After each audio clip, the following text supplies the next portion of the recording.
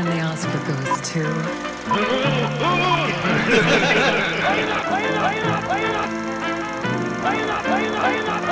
I'm no John Burgundy.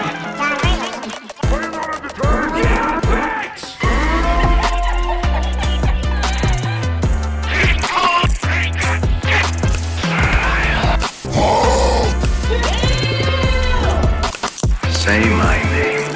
I thought it was mid. What do you think darkness is your You merely adopted the dark. I was born in it. I don't have friends. I got family. And now for our feature presentation. To Cinema with Love.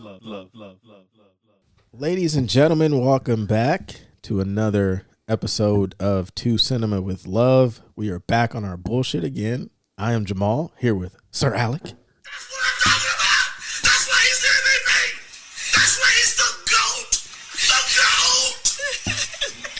GOAT. Let's meet Jamal after he's been sick from COVID. Thank you. Oh, Yeah, true. the GOAT is back. Ooh, man, that might be my nickname if we can get it to stick. I don't know. Jamal the GOAT Davis. There it is. Now it's stuck. Yep. Like some gum. And we got John Burgundy. Hello, folks. It's great to be back. I bet it is. Yes, sir. Oh, freak. If I may, I just want to say today is December 18th, and today was the finals for the World Cup, and let's just say go Argentina. Messi's the GOAT. Okay. Let's go. I did hear it was a Racist Argentina. Uh-oh. Already sending messages to black people Uh-oh. on Twitter saying racist things, but good for you. I'm gonna talk about more of Messi being the GOAT. Jonathan just told us where he stands. Huh? No. Secretly, I'm going to drop some racism, and they're not going to pick up on it because they're stupid. But I heard it was a good game. It was great. Yeah, I heard it was intense. Yeah. Well, congratulations, Argentina. Not from Alec, apparently, but he doesn't like you guys. Sorry. Calling us the N-word. You think I'm going to like you after that? No. Never. I was gonna say we wanted to tell your story similar to just real quick. So I was at work, and this older white lady did not want two people, specifically me, in her house. So she opens the door. She's like, "Well, why are two people needed for this setup?" And we locked eyes like we were fucking about to fight or something. And she looked at me. I was getting ready to fucking go back to the van. I was like, "All right, well, fuck you. I don't want to be in your house anyway." Yeah. And then fast forward, she finally lets us in. And then she said it again as we're coming out, which was weird. And then she said something about Run DMC. She was like, they're on a Christmas album. And I looked at it and I was like, I'm not supposed to like it, but I actually liked it. And then she was like, but I can't tell anybody that. And I was like, okay, well, you just told the only black person you've had in your house probably ever. So, but yeah, I do not like the Run DMC. Yeah, She probably said that so you wouldn't kill her. please don't rob me. Please don't do that. It's funny too because actually I at another client's house. Yeah. So it's been cold, as you know, Alex. Yeah. And so I have a beanie on. I got a jacket. I got two jackets. I look like I'm gonna rob you, right? I got the braids and shit. Yeah. If they would have saw my tattoos, they'd probably been like, "Sir, please, just make it quick." So I was like, "Hey, can I use your bathroom?" And the husband goes and asks the wife, What? like, if I could use the bathroom. I'm like, this is your house too. So then he's all like, yeah, downstairs. So I go downstairs. And for some reason, I felt like he was just standing outside the door. Like, as I was in the bathroom, like, Only number one, please. only number one. And I'm going to make sure you don't go anywhere else in the house. Thank you. But that's what I've been up to lately. Wild. Nothing but back-to-back Yeah. bullshit. I just try to take a piss and do my job, and then I get met with racism. It's not cool. They were like, yeah, use the downstairs bathroom, the shitty one. The shitty one. They had like a peephole. They could like see me. Like a hidden camera, just like, is he going to put the seat up? Oh no, he's putting his black piss all over. We can't have that. Instantly went to Home Depot and bought a new toilet. Like, His ass touched the rim. I saw him sit down. Oh, God. He's infesting our home. They just follow like with some disinfectant spray. Like, all right, people. Oh god. But what have you guys been watching lately? Alec, go ahead. Oh well, the great show Too Hot to Handle has returned on Netflix. I like how you guys are like, ooh, Yeah, What great show? What great show or movies have Alec been watching? No, I've been watching Too Hot to Handle.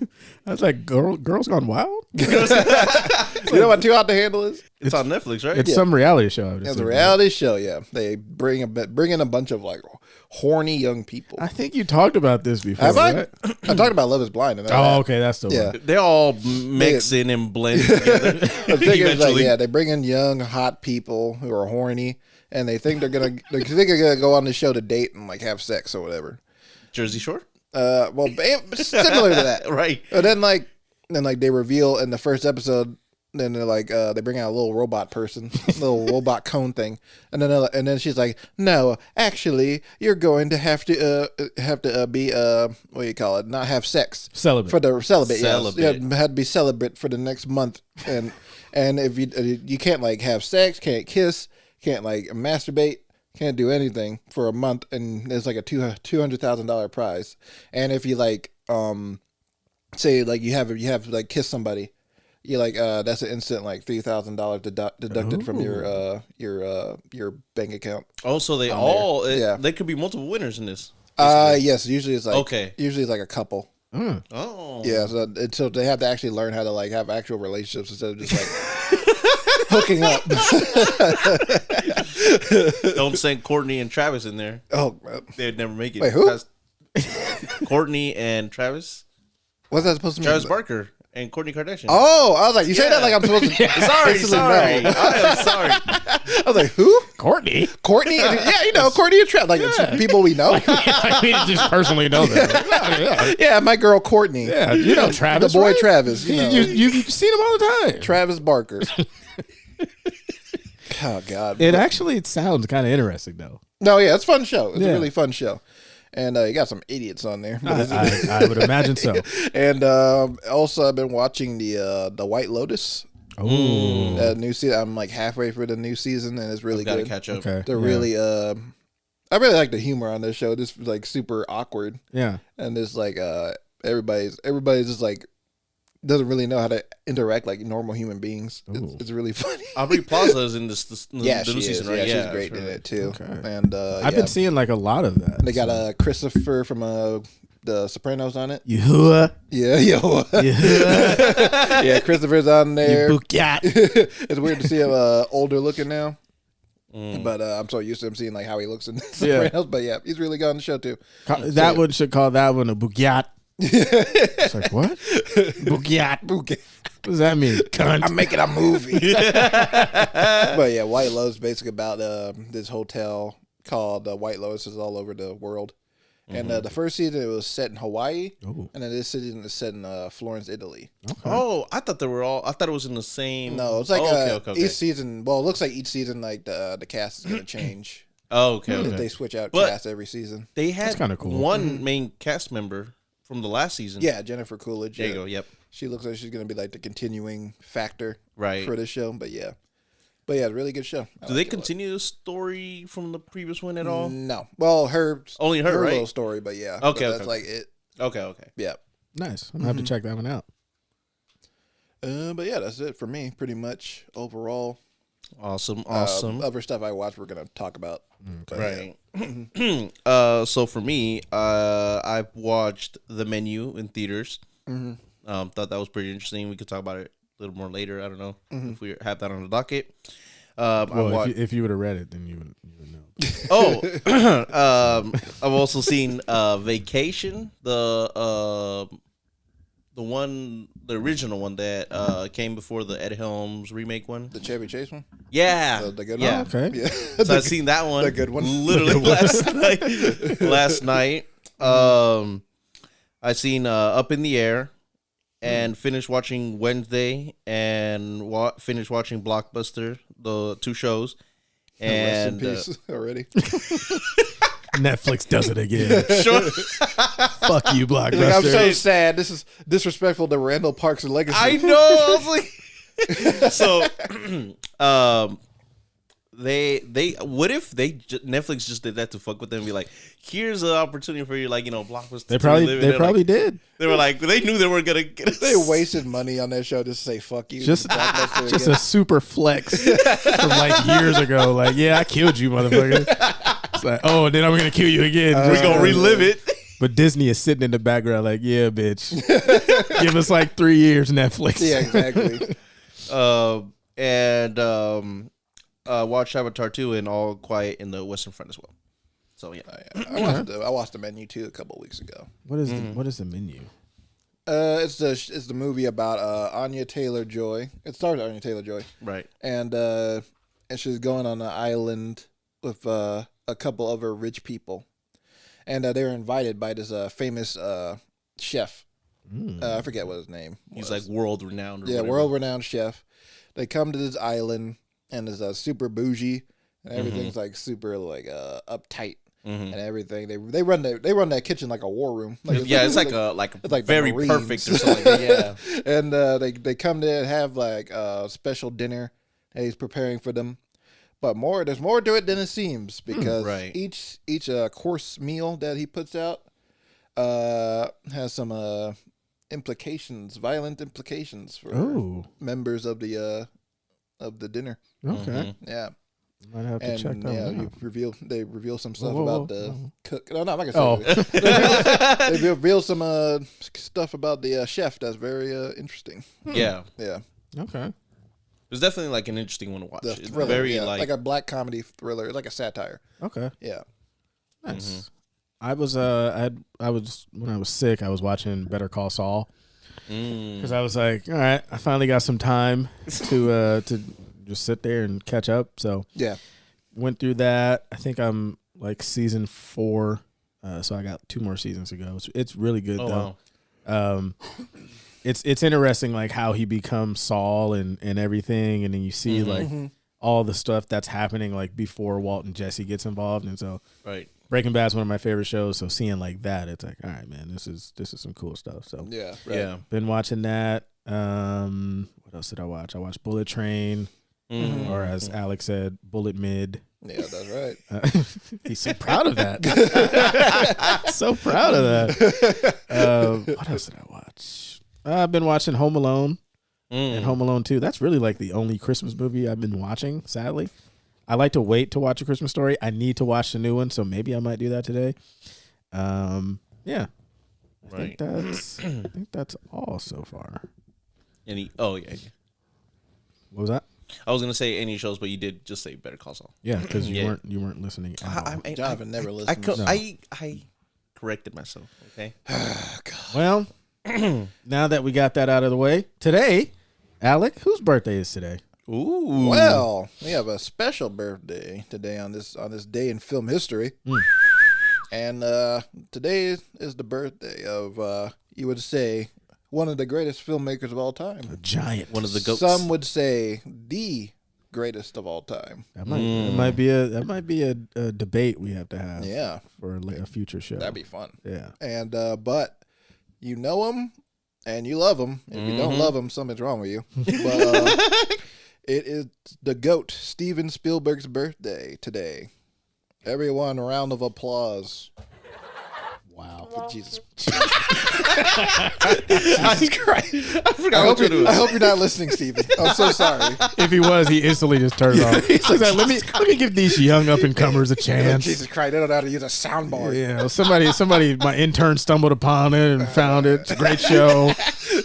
Oh, happy birthday! The first episode he listens to. The last one. And just like that, our future Hollywood went down the drain. Happy birthday, Steven. Not much of an introduction because we probably all know his films, but he's directed films such as Jaws, Indiana Jones, Raiders of the Lost Ark, Schindler's List, Ready Player One, one of his latest ones. And the list goes on and on and on. E.T., Like this is some classic stuff. Come So on, man. Right. You gotta say Jurassic Park, man. Jurassic Park, yes. Come Yes. on, man. I'm sorry for getting the Jurassic World out of my mouth. Oh, But yeah, he directed some iconic movies. So, fellas, do you have a certain favorite film from Mr. Spielberg that he's made over the course of his long career? I do. Now, Sorry quick, about that. before we continue, I got a question. Is it just mention one favorite, or can we say our top 3? Because I got a couple. I mean, you can say, yeah. You can say Okay. Just making sure. Okay, you guys go first. Well, you just. Not about to say you sound like you're ready. Okay. So I'll start it off with number 1, Jaws. Then I'm moving up the list. So Jaws, Jurassic Park, and then number 3, Saving Private Ryan. Nice. Okay. Yeah, to me, Jurassic Park is one of my favorite movies. So I'm gonna say Jurassic Park is one of my favorites from him. Schindler's List is great. I mean, he's got. I know. He's just got bad. I know. Laundry list of It's nothing but so hits. hard. Yeah. Like Saving Private Ryan is good too, but Jurassic Park to me is like that still holds up today. So Right. that's one of my favorites. Yeah. It's funny because I actually watched Raiders of the Lost Ark again, like earlier this week because a friend of mine hasn't watched it before, and he really enjoyed it. Nice. But yeah, that's one of my favorite movies of all time. I'll probably say from him specifically. I think over time I probably liked his movie Catch Me If You Can the most. That's such a fun movie Yeah. to me. I love Leo DiCaprio and Tom Hanks stars them. And it's about this young kid that is really good at being like a liar, manipulating people. Right. It is like doing identity theft, pretty much. So he runs off. He has trouble at home with his family. Runs off, and decides to become a different person, like almost every other week. Gains money, and then the FBI is like, "What's happening here? Who is this guy? Why are we getting so many calls about him?"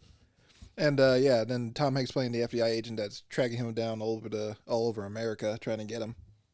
And it's just a really fun movie, and I think it has like one of the best emotional arcs overall for a Spielberg character that I've seen. So yeah, and it's a great Christmas movie too. It ends and begins with Christmas. I think it begins with Christmas, but yeah. Okay.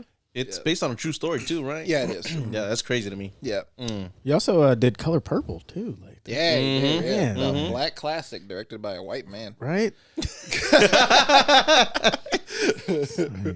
But yeah, that's one of the ones he should have won Best Director for, but he didn't because I think we know why. Yeah, Jonathan's like, oh no, it's just they're a listening. banger, man. Like you just scroll his IMDb of just like what he's directed, and you could just look at like all these and be like, yep, like like you said, one of the goats, man. Then he had his recent movie come out, The Fablemans. That was really great. Highly recommend checking. Still that have out. to check that one out. I recommend checking that out. But yeah, happy birthday to Steven. How old is he? Yeah. I believe he's 76 years old. All right. I mean, may double check just to make sure. He also did The Terminal with Tom Hanks. Yeah. And I had started watching that one. That was on my 4th. No, it wasn't. It was. I have it on my list here Why didn't you say it then? because I said top 3. But that was on my 4th. Anyway, It didn't make it to He's the lying. top. Oh my goodness. But that one's like I didn't finish it. I meant to go back and watch it, but it's a sneaky good like film. It is. Like, I haven't seen that forever, but yeah, I remember liking that yeah. when I was younger. And and then he did AI, artificial intelligence. That's a fun one. A don't War think of I've the seen that Worlds. Yeah, Tom I've seen that. Cruise. Yeah. Lincoln, like man, he's got a lot. We could literally just have an episode on him. You gotta do like director spotlight Mm. episodes. That'd be fun. Look at that. Okay. Look at that. Oh, Ideas are That's like spewing. right in the live process right there, people. it's how the thought process works. We don't ever think of anything beforehand. We just do it. We just do it, and then we think of shit on the show. But yeah, happy birthday to Mr. Spielberg. Very nice. Yes, Very sir. nice. All right. So I think it is about that time to go over to John Burgundy. This is the news. John Burgundy. John Burgundy. John Burgundy. This is news with John Burgundy. Bitches. Here's the weekend reports. We got number one, Avatar: The Way of Water coming in at 134 million. Number two, Violent Night at 5.6 million. Look the gap. And oh, we got Black Panther: Wakanda Forever coming at 5.4 million. Strange World 2.2 million, and The Menu coming in at 1.7 million. Jesus Christ! So all the movies are like under Yeah. $6 million except Avatar. As soon as Avatar 2 came out, I was like, yeah, just don't expect anything. Off to the blue people. giant monkey people. The Blue Man Group was like, God damn it. They took our shit. And now they're on the water. Nah, that's crazy. Yeah, but yeah, I believe Avatar so far has made a worldwide box office of nearly $500 million so far. So, And it just came out. this came out Friday, Yeah. Thursday night technically, but yeah, It's insane. yeah. But was it real when he said he needs about 2 billion to break even or something? Oh Or- no, that's just James Cameron just being a flexer. He just, I was like, I keep on hearing that everywhere. no, I believe the actual to break even, he needs to make at least 800 million. Oh, well. And That's, so it's like it's easy. on right It's track. like that's easy. He's halfway there, over halfway. So in what, 3 days? yeah, Like, some people struggle for the whole, and then people are waiting. Word of mouth's probably gonna get Mm-hmm. around about it. Everybody's gonna be curious to see it. So I'm just like, yeah, it'll be. Actually made 60 million more than the first one.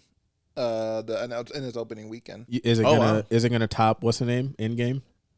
It's trending like it is. I can see that. We have to see. I won't doubt James Cameron. I saw that he said it took, like, the reason why it took so long for this one to come out because he had wrote 2, 3, 4, and 5, That's what my sister said too. and it's Yeah, like he's filmed 3 and 4 already. Yeah. So and then yeah. My question is, Just a when little- is Alita Battle Angel 2 coming out? Oh hell yeah, John. Now you're talking that language. Yeah. he just locked himself like in his house and just cranked out like, Yeah. what, 4 scripts Yeah. and then filmed 3. Yeah, it's crazy. Yeah. This man said, I don't write on an iPad. I don't write on a computer. He was old school typewriter. He's just handwriting this shit. Fucking hands like, it's like, oh my god. But yeah, this box office is gonna be crazy. Oh, And, yeah. because again, like I think the highest grossing movie of the year is Top Gun, right? It's got to be. Yeah. Because That was the last one, yeah. Top Gun was a monster. Yeah. It kept on all summer long. It kept on popping up. every time we did the box office reports, Top Gun this, Top Gun that. Yeah. It's like, when is something else? They're gonna stop. Tom was like, never. But yeah, man, that's crazy. 500 million in 3 days. Knowing that then it's like, what, 3's coming out next year. Probably, yeah. And- Let me see. And then you got fucking 4 and 5. Like, jeez. 2024. 2024? So yeah, they're Okay. gonna come out every 2 years. I guess that's kind of smart. To build anticipation. Yeah. Yeah. Watch it not come out to Work. like 2026. Work those render farms to death. Jesus Christ. God. Imagine being over there in that studio just like rendering out this Yeah. movie. He has just like a factory of people rendering.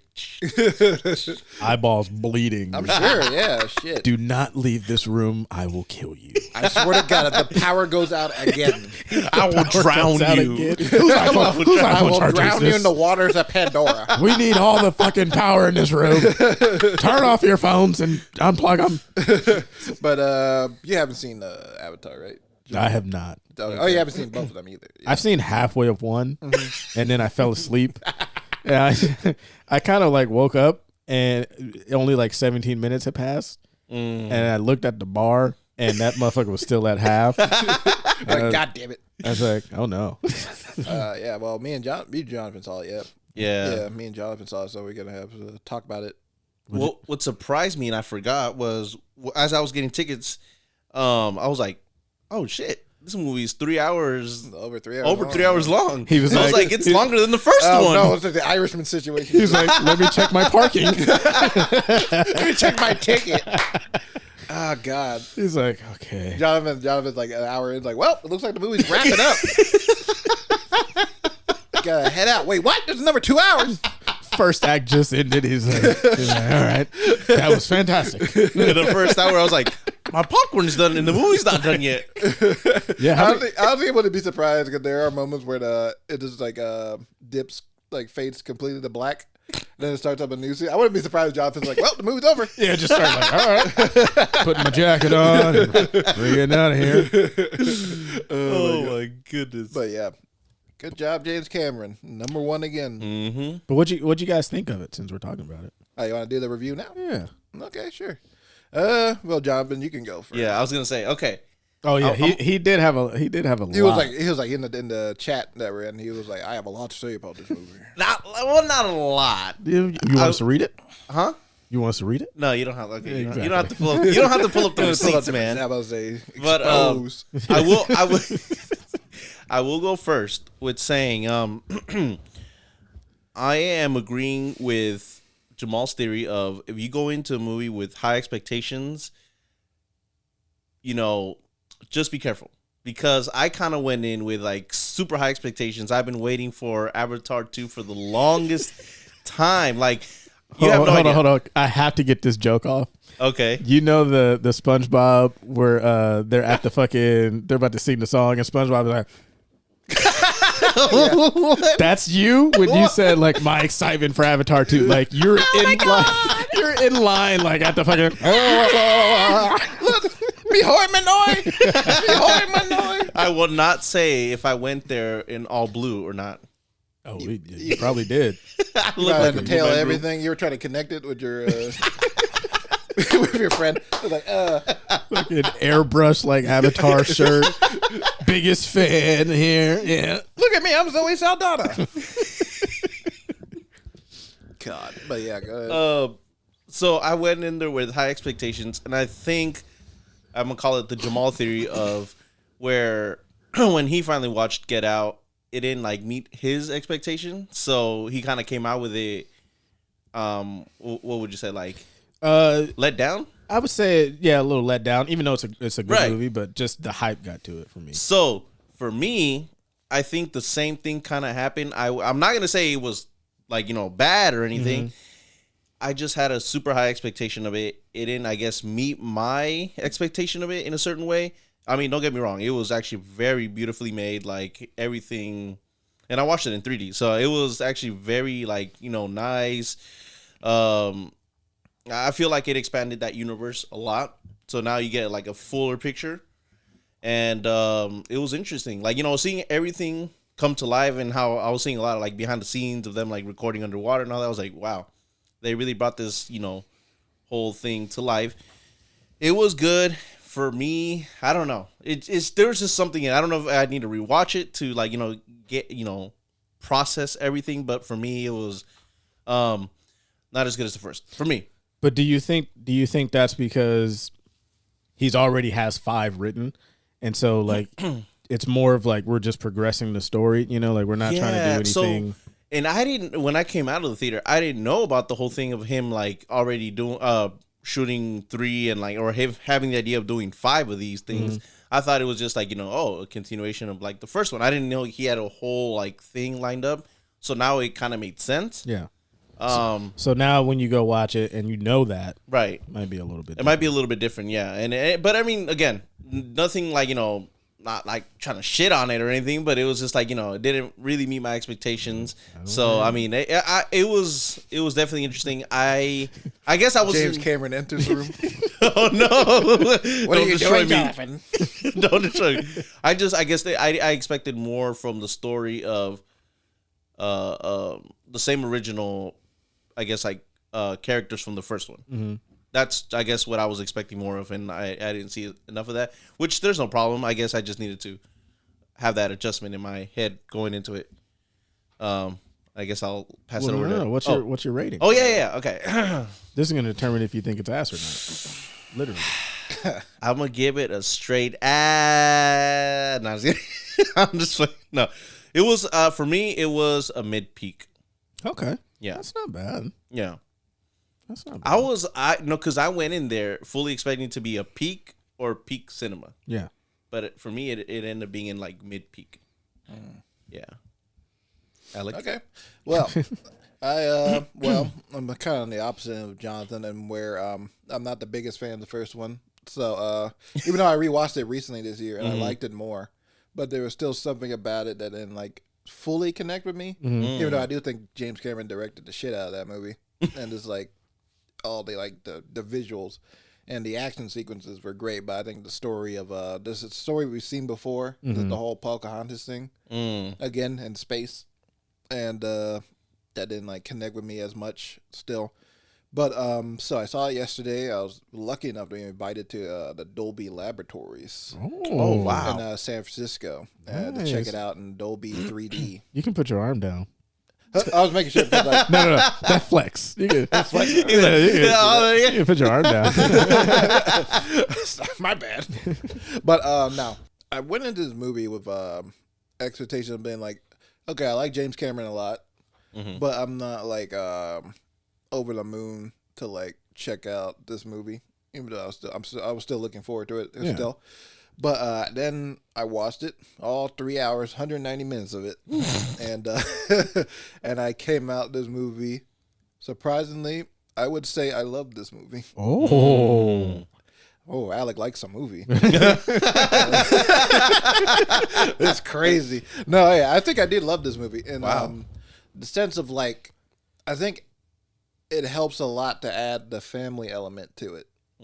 Because in the first movie, you had the main character of Jake Sully, who was like a blank slate of a man. It was just like basically like doing the whole John Smith from Pocahontas thing, where he's like discovering this world and like falling in love with the princess of that world. Yeah, and then he starts to feel like a connection with the people, and then he basically betraying his own kind, and then he fights with the other people to like save that world. A little Benedict Arnold-ish. Yeah, exactly. And then in this one, he's like 14 years later or something like that.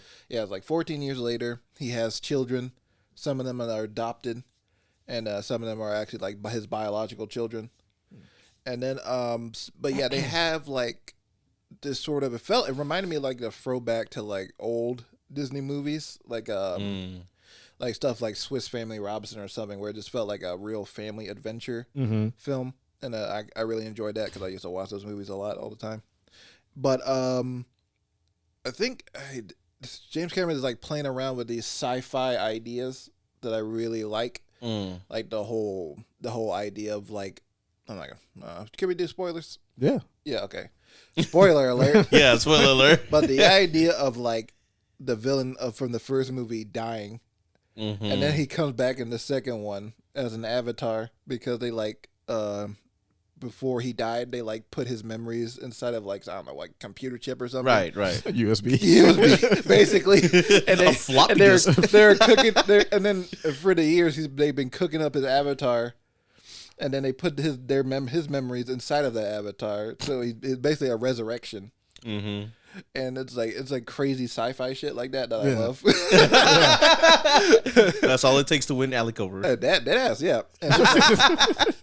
And it's like, I don't know, just like the scope of the movie, the whole movie was just like so large and epic. And it's just like, it kind of just validates like some people's criticisms of Marvel, which is like it feels like you're watching like a real event happen right in front of you. And it's like he just uses the camera in just such unique ways, and just you just feel the like the heaviness of the action and the emotion of everything. Nice. And that really hit me this time around. And and then of course like the visual, the 3D was stunning because like there's like rain scenes, and it feels like you're actually in the rain. Oh, yeah. Somebody's just like misting you. Yeah, pretty much. Yeah, and like the water, and then like the whole thing about this is supposed to be like, you know, set in the waters for like really like half of the film, because it takes a bit to get to the actual water folk. Right. But yeah, then they go there, and they have like these really cool water effects where you're just coming in and out of the water in a very realistic way. It's really cool. And they also have like, I don't know, like this, like they touch on religion at some points with Sigourney Weaver's character. Because if you don't know, the actress Sigourney Weaver, I believe she's about 70-something years old. But she's playing a 14-year-old teenager in this movie and as an avatar. So it's like her in motion capture playing an avatar blue person, a Navi, and she looks like a 14-year-old girl. But she does a really good job, honestly. Because it's like I didn't know that, so yeah. Yeah. I was convinced. I was like, but she's doing a really good job, and they kind of like doing like a virgin. They're kind of like doing a Virgin Mary thing with her. Oh, Yeah. surprise. This is the spoiler part. But okay. Oh, but yeah, they're doing like I think what they're doing with her is they're doing like a because in the first movie Sigourney Weaver died. And that's too damn bad. That's too damn bad. And the whole movie they're kind of going like, who's the father? Who's the father? Is it one of the scientists? But I believe that she is, since when Sigourney Weaver died in the first movie, she is a child. She was connected to the big tree Yahweh, I think. Yeah. Awa, yeah. And I believe that she is the father, basically the tree. That's what I told my sister too. I ain't gonna lie. That's what I told my sister too. I think we're on the same wavelength. But yeah, I basically see it like as the tree being God, and then like Sigourney Weaver in the first movie being the Virgin Mary, right? And then I didn't think of it like that, but and yeah, then like the 14-year-old version Makes of her no sense. being the Jesus. because She has some like powers. superpowers. Yeah, She can like be. she's like one with. She's able to like Pandora. control the planet in a way. Like, Yeah. she can make it. She's basically like what's it, Aang in the Last Airbender? Yeah, Okay. Basically like that. And this happens in the second one? Yes. Yeah. There's a lot that happens in this movie. Okay. And they also have a human character named Spider, mm-hmm. and he's the son of the white boy with dreads. Yeah. God. It gives me the ick, but white boys with dreads, but they have a character named Spider, and he's the son of the villain, and they have like a little relationship back and forth throughout the whole movie, and it's really interesting to see. And the Na'vi kind of treat him kind of bad just because he is a human. And they hate humans. Mm-hmm.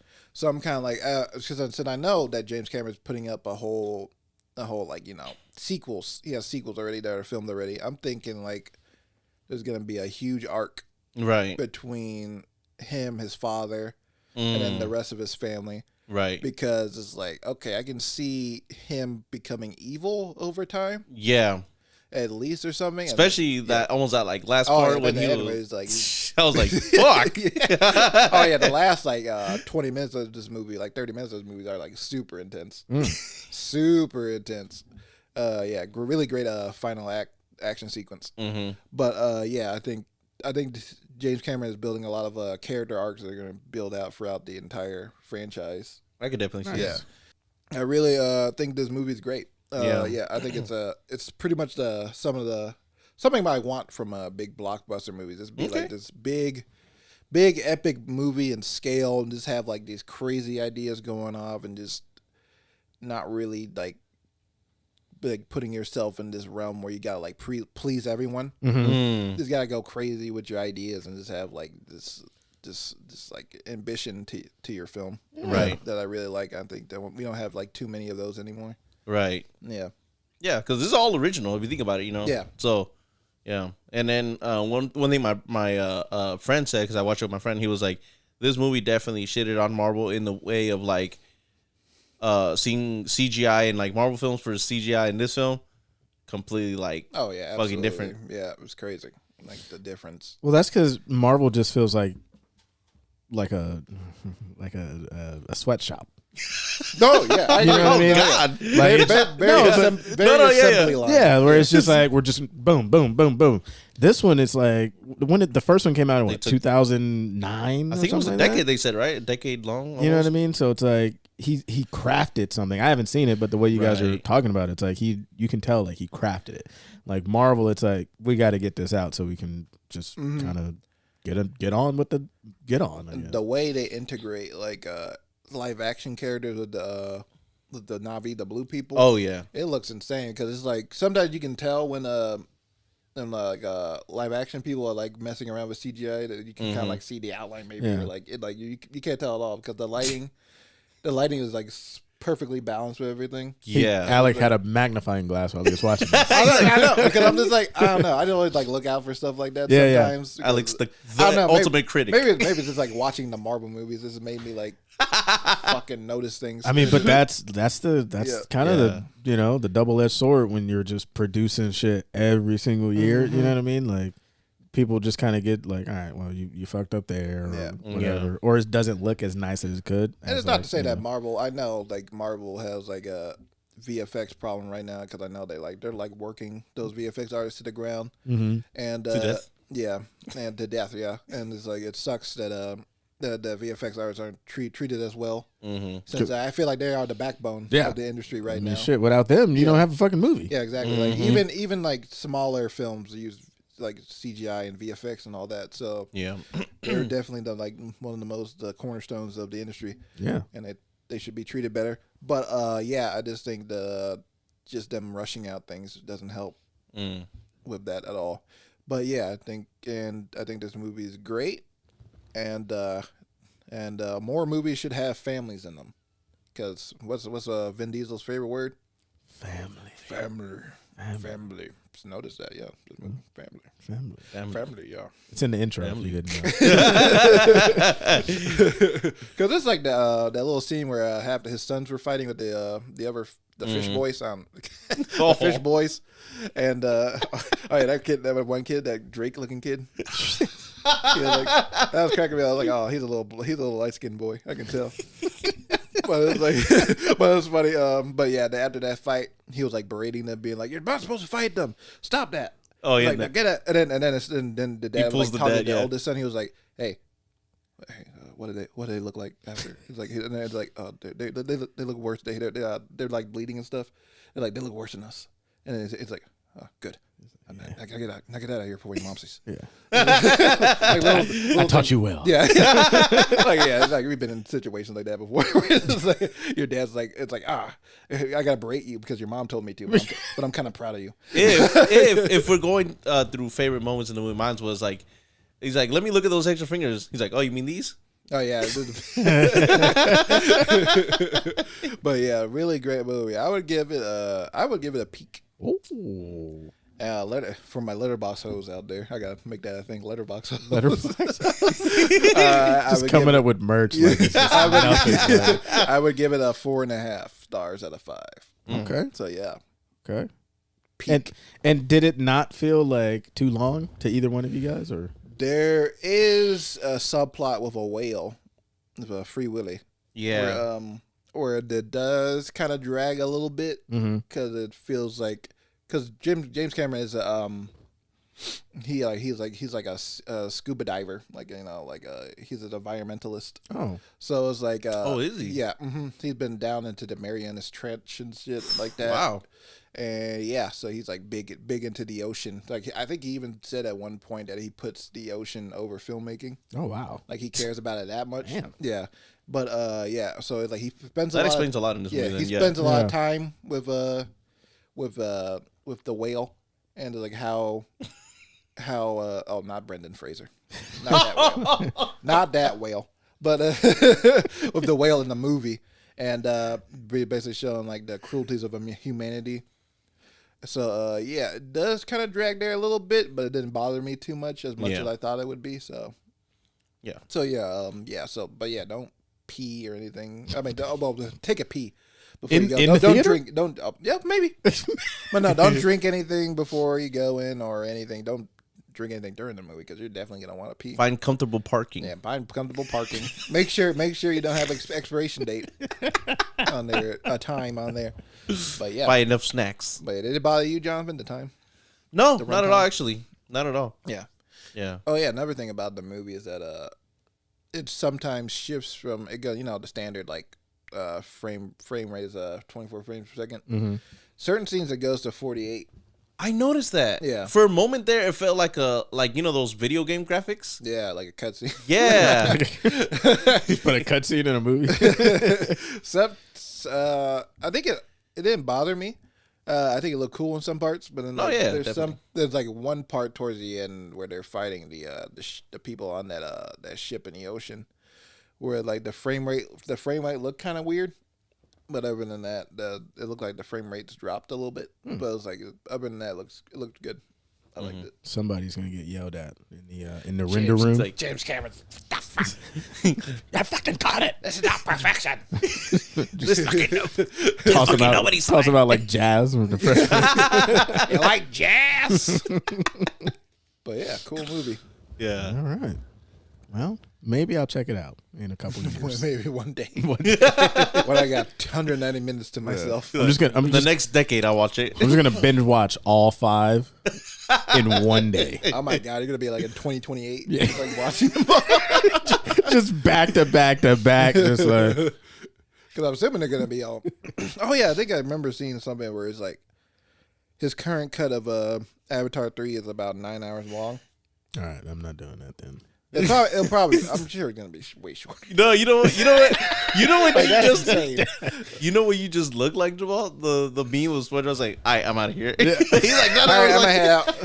I mean, but like, what if he did just sneak in a 9-hour movie? Honestly, I would watch You know it. what I mean? I'd be like, this is insane. This Like, is this ever gonna end? what I'll need is a toilet seat, and I'll just be good. I'll be. Just, I feel like that might be like an assembly cut or something. Because there's no way in hell, like there's no way in hell Disney's gonna actually let him release a 9-hour movie. Could you imagine editing that? You're sitting there for just like weeks to watch editing this and fucker. rendering. The effects artist like, oh my god, Just pull up a fucking sleeping bag. ends. Because you are not leaving this building. They live there. I mean, he has been filming these movies since 2017, That's true. so That's true. you know maybe they have been like rendering these out for years. That's why it hasn't come That's why out. it takes long. It's the rendering. But yeah, so Imagine the hard drive size and like, oh god, that's insane. Gotta be like what 500,000 oh my terabytes, god, more than that. it's like a massive room. But yeah, I salute to you, James Cameron. Yeah. You did it again, you king. God bless you. Nice. My So goodness. so Superman, as we were talking a couple weeks ago. Oh god. Yeah. Jamal called it. That's all I gotta say. This whole thing, like, because we gotta talk about the overall Yeah. So let's get into of the it, DC, fellas. the DC. What's going on with the DC universe? DC news. Every goddamn week, something's crazy going on with them. It's true. Yeah, Because it's like last week I was like, okay, we're gonna talk about Wonder Woman. Then it's like this week, like, oh, okay, so this happened. It's because boys, they've heard that the podcast is going. They're like, we gotta give them, we gotta give them some stuff to talk gotta about. give him content, man. Thanks, James Gunn. Like, we're the ultimate promotion for him. Like. But yeah, Jonathan, the DC news. DC news. So, as you guys have heard, and if you haven't, well, you're gonna hear now. Patty Jenkins' Wonder Woman 3 is officially canceled. We'll start with that one. Yeah. So it was announced, I think, last week that Patty Jenkins' version of Wonder Woman 3 was canceled, and which is kind of surprising because I don't know. I think Wonder Woman's one of their better. I think even though I didn't like the Wonder Woman 84, the second film. That was not good, but the first one was good. I love the first one, and I enjoy Gal Gadot as a. Is it Gadot or Gadot? I think it's Gadot. There's Gadot? a T on there. Yeah. I think But she yeah. said it's pronounced Godot. Oh, But I don't know. I'm sorry. I'm sorry, Miss No. Gadot. Miss Gadot. Miss Gadot. Miss Gigi. Miss Gigi. Yeah, but yeah, I like her a lot in the role. I think she's really good. She's a really good Wonder Woman. She's done really well to like portray that character. Yeah. And but yeah, so it seems like we will not see Gal Gadot's Wonder Woman anymore from what this looks like. Really? And, yeah, and basically, I guess Patty Jenkins sent them like a treatment, And for those who don't know what a treatment is, basically like an outline of the script before you actually write the script. And that's what you pitch that to the studio, and then they basically be like, okay, we're gonna pay you to like write the script. Yeah. And it seemed like they didn't like what the treatment was, and they gave her the option to like rewrite it, and she didn't take it because I guess that's what the story she wanted to tell, and then she didn't take it. So they were like, okay, well, I guess Wonder Woman 3 is canceled. So Just playing chicken, like yeah. in the meeting. Like. So what I had thought originally was that kind of basically how you said of like, oh, they didn't like that one, so they need to, come up with a better story or new story. I didn't know they like basically said, nope, okay, I guess we're just parting ways, and we're not gonna see any more of like, Patty Jenkins' Wonder Woman completely. It seems like James Gunn has his own ideas of what Of course. he wants the DC universe to be at this current state. So I guess her version didn't fit in with what he want, or like they could like I don't know, collaborate on. Yeah, And now to just like completely kind of cancel it, it's just kind of like, well, I mean, at least give her, like you said, it's a collaborative effort. Like try to figure something out. But I don't know. I don't know. So yeah, so it sucks for Patty Jenkins, but she's a good director. I'm sure she'll find more projects and everything. she'll get back on her feet. Yeah. Well, Vin Diesel was like, oh, what's her name's back now? Gal Gadot. Oh yeah. He's like, Welcome back to the welcome back to the family. Yeah, Fast and Furious 12. Yeah, the big reveal, like we're gonna see her. Is like, She's alive. she's alive. I would not be shocked at that. I know, right? They brought Letty back, and they Yeah. fucking brought Han back. Like they resurrected his ass like 5 times. So. Paul Walker's still walking around and he's fucking dead. For real. So it's like, what are y'all gonna do? Oh man. Vin Diesel's hilarious. But yeah. But yeah, that's funny. the next one is about Black Adam. Yeah, so apparently Black Adam 2 is highly unlikely to move forward. Have you guys been seeing that whole drama between The Rock and Warner Brothers? I No. have not. So yeah, Black Adam has not been doing what it should be doing, what they believe it should have been doing at the box office. Right. I believe it's like, let me check the box office. It's already on HBO Max, so Yeah. Damn, they dumped him straight to streaming. Jeez. The film has made, am I looking at that right? 390 million. Jesus. That's It only made $390 million worldwide. how long has it been out? It's been out since October 21st. Avatar just came out 3 days. 500 million. I did already beat it. It beat it by over 100.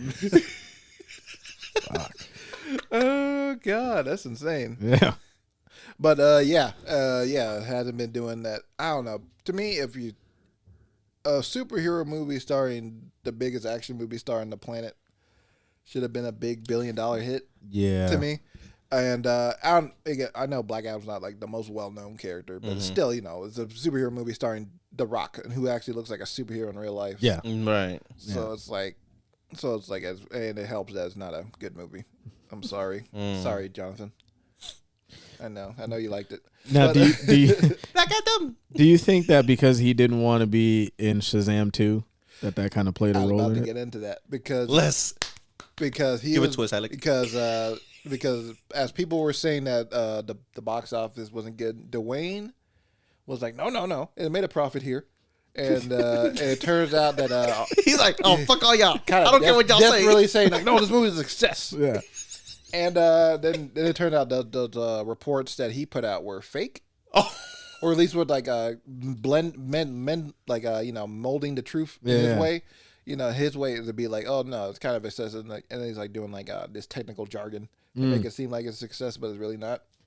So then The numbers don't lie. Then it turned out like The Rock pretty much declined a cameo in Shazam 2, and that I don't know, I don't like that because it's just like. If you The Rock, You gotta put your pride if you away. really put your pride away and it's like serve the overall universe that you say you love, and it just feels like a disrespect to the overall DC universe and the character of Black Adam, because Black Adam and Shazam are the Batman and Joker. Yeah, That's his exactly. nemesis. It's like I don't know why he's like try to separate himself from that character. That's like if like Heath Ledger's Joker was like, it's like, I don't want to be in this Batman movie. I want to be in my own movie and not be in Gotham. Yeah. I want to be somewhere else. Put me in California. Put me in California. Put me in California. I can terrorize people. On the beach, just like the Joker in fucking some shorts. God, that'd be amazing.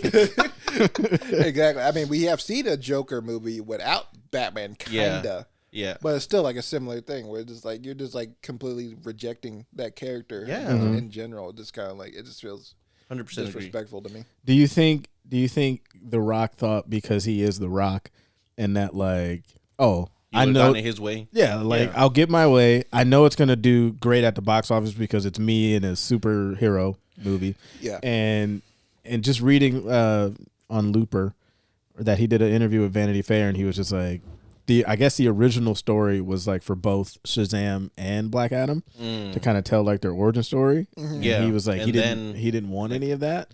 And he was like they can do that on their own. It's that ego, man. It's that ego. Yeah, so it seems like he was trying to like, no, I have to be the superhero and we're gonna build it off of my back and then we can branch out like, but I'm gonna be the first success or something. I don't know.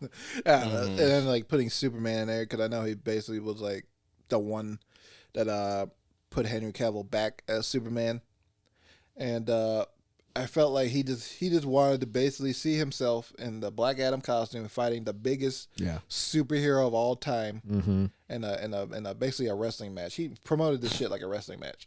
No. If you think about it, I mean, Superman kind of is like Stone Cold though. he is. Oh no. He is. In a different universe. That's don't what know. Superman said so. So, But Do you yeah. smell what the Black But Adam's cooking? It just felt like It just felt like The Rock came in with this vision of him fighting Right, Superman, like he being was the top dog. Yeah, like he was gonna skip the line, and like I think he was banking on this being a success. We bring back Henry, and now we have this big showdown, like you said, because he wanted to see himself against Yeah. Superman. This doesn't even feel like a movie anymore. It feels like a boxing match. It's like, the two big names. I mean, but going down. by the time Black Adam was coming out, like you didn't even know the story of Black Adam until like we saw the movie. Like Yeah. he was just basically like really like promoting it on the idea that Superman's in the goddamn like 2-second cameo at the very end of the movie. If I can, I rewatched Shazam I think a couple of days ago, and I noticed that they kind of sticked it close to what happened in Black Adam. Still, like I rewatched it, and I was like, they in the scene where Billy Batson and that wizard is explaining the first original champion, and then he went for revenge. I was like, yo, that's exactly what happened in Black Adam. It would have all worked out perfectly Oh, yeah, it if would've they been great. I'm sorry, I'm just mad. I'm mad. I love Shazam and that universe, and And this is like having Shazam not in Black Adam and all. Just feels weird. It It's thank like, you. They have the wizard in there, the guy that gives Shazam his power, but it's like you telling me like the whole time no one's like, hey, we should call up the guy that actually says Shazam. Right. Have the same damn near the same goddamn costume that Black Adam has, except it's red, and just like have them duke it out. Just like talk it out or something instead of Superman. But no, The Rock said, "Fuck that."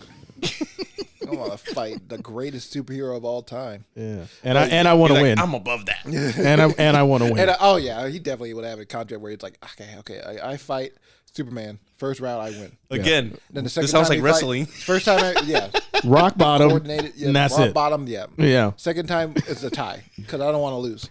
I would love to see like him in the fucking room as they're doing a table read. He's like, okay, Superman. No.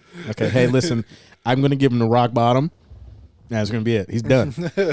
So like when he gets on my arm, kryptonite is there, and so I drive it down in there. Yeah. Can we just rewrite that? They're like, Exactly Rock, right. that didn't work. Okay, well, And then then the other thing with that they canceled since Michael Keaton was Batman in the 80s, right? mm-hmm.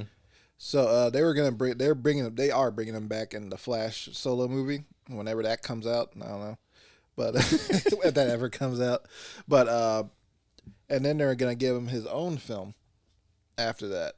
but now it's canceled, and it turned out the plans for his own film were basically an adaptation of Batman Beyond. And do you know what Batman Beyond is? Jamal? I do. Oh yeah. Sorry.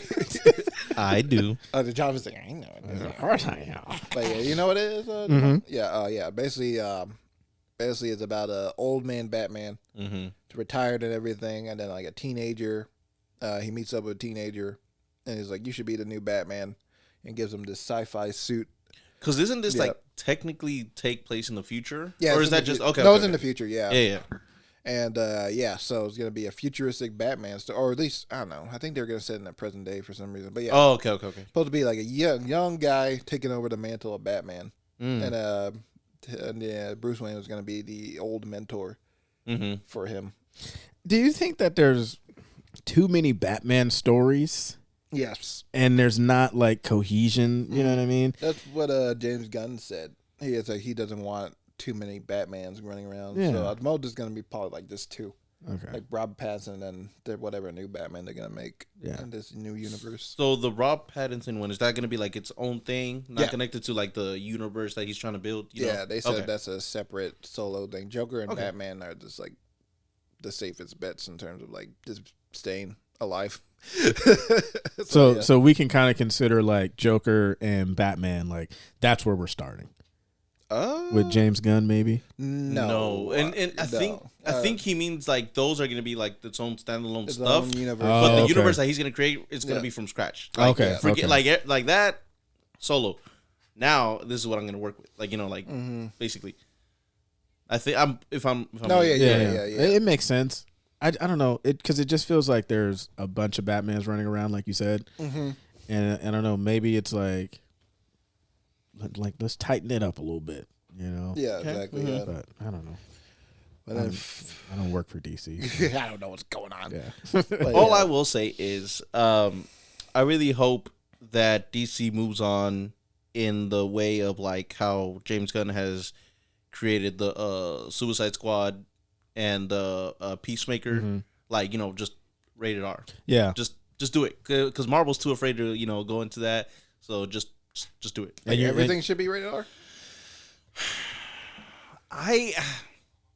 I just think, and I could be wrong, that rated R you're more free. Like you're more free to explore. Whereas like in PG-13 you're kind of like limited in certain things, Especially for Disney. and I just feel like DC has that like has that very dark universe, especially like when it comes to like Batman, like all those villains and all that. I don't know. Like maybe they don't like have to be against rated R, but I just feel like when it's rated R, you're not limited. It just seems like their characters are more built for it to be rated R. Okay. And it's just like you don't have to be like, oh fuck this, fuck that, fuck. Yeah. But like you can throw it in and it can have impact. Yeah.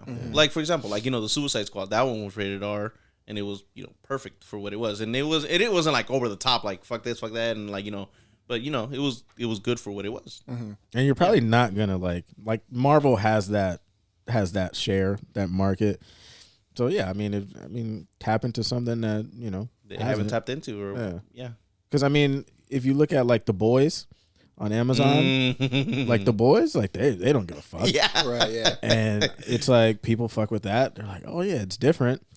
I don't know. I think it's just if you try to kind of do like Marvel is the leader. Like there's no denying that. Yeah. So if you try to like do what they're doing, Yeah. you're either gonna come off as like, oh, you're trying to copy Marvel, and you're not as good. Where if you're like, okay, we're just gonna take this hard left, Exactly. and we're just gonna try to carve out our own thing over here. What do you think, Alec? I don't think every DC movie needs to be rated R. Okay. At all. Like I don't need to see a rated R Superman movie. Listen to somebody just cussing people out. That'd be kind of cool. I mean, you got that in Homelander and like. Oh, we- yeah, we- that's we- true. we That's have- true. We have almost like every company has like a evil Superman. It's like we got Homelander. Okay. We got Omni Man from like Yeah. Invincible, Amazon Prime, yeah. Brightburn, and it's like Okay. it would be interesting. a Superman that's classic. nice. I never thought about it A that breath way. of fresh air where a Superman is just a nice guy. Yeah, he's going grocery shopping.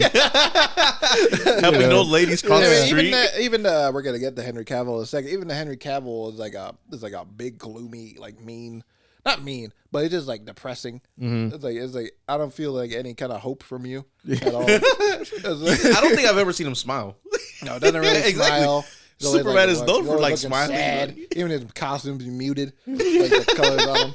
I'm just like, I don't know. It's just like, I feel like I do agree with you. Like they need to be different. I get certain characters. Have a different tone Yeah. from Marvel for sure overall.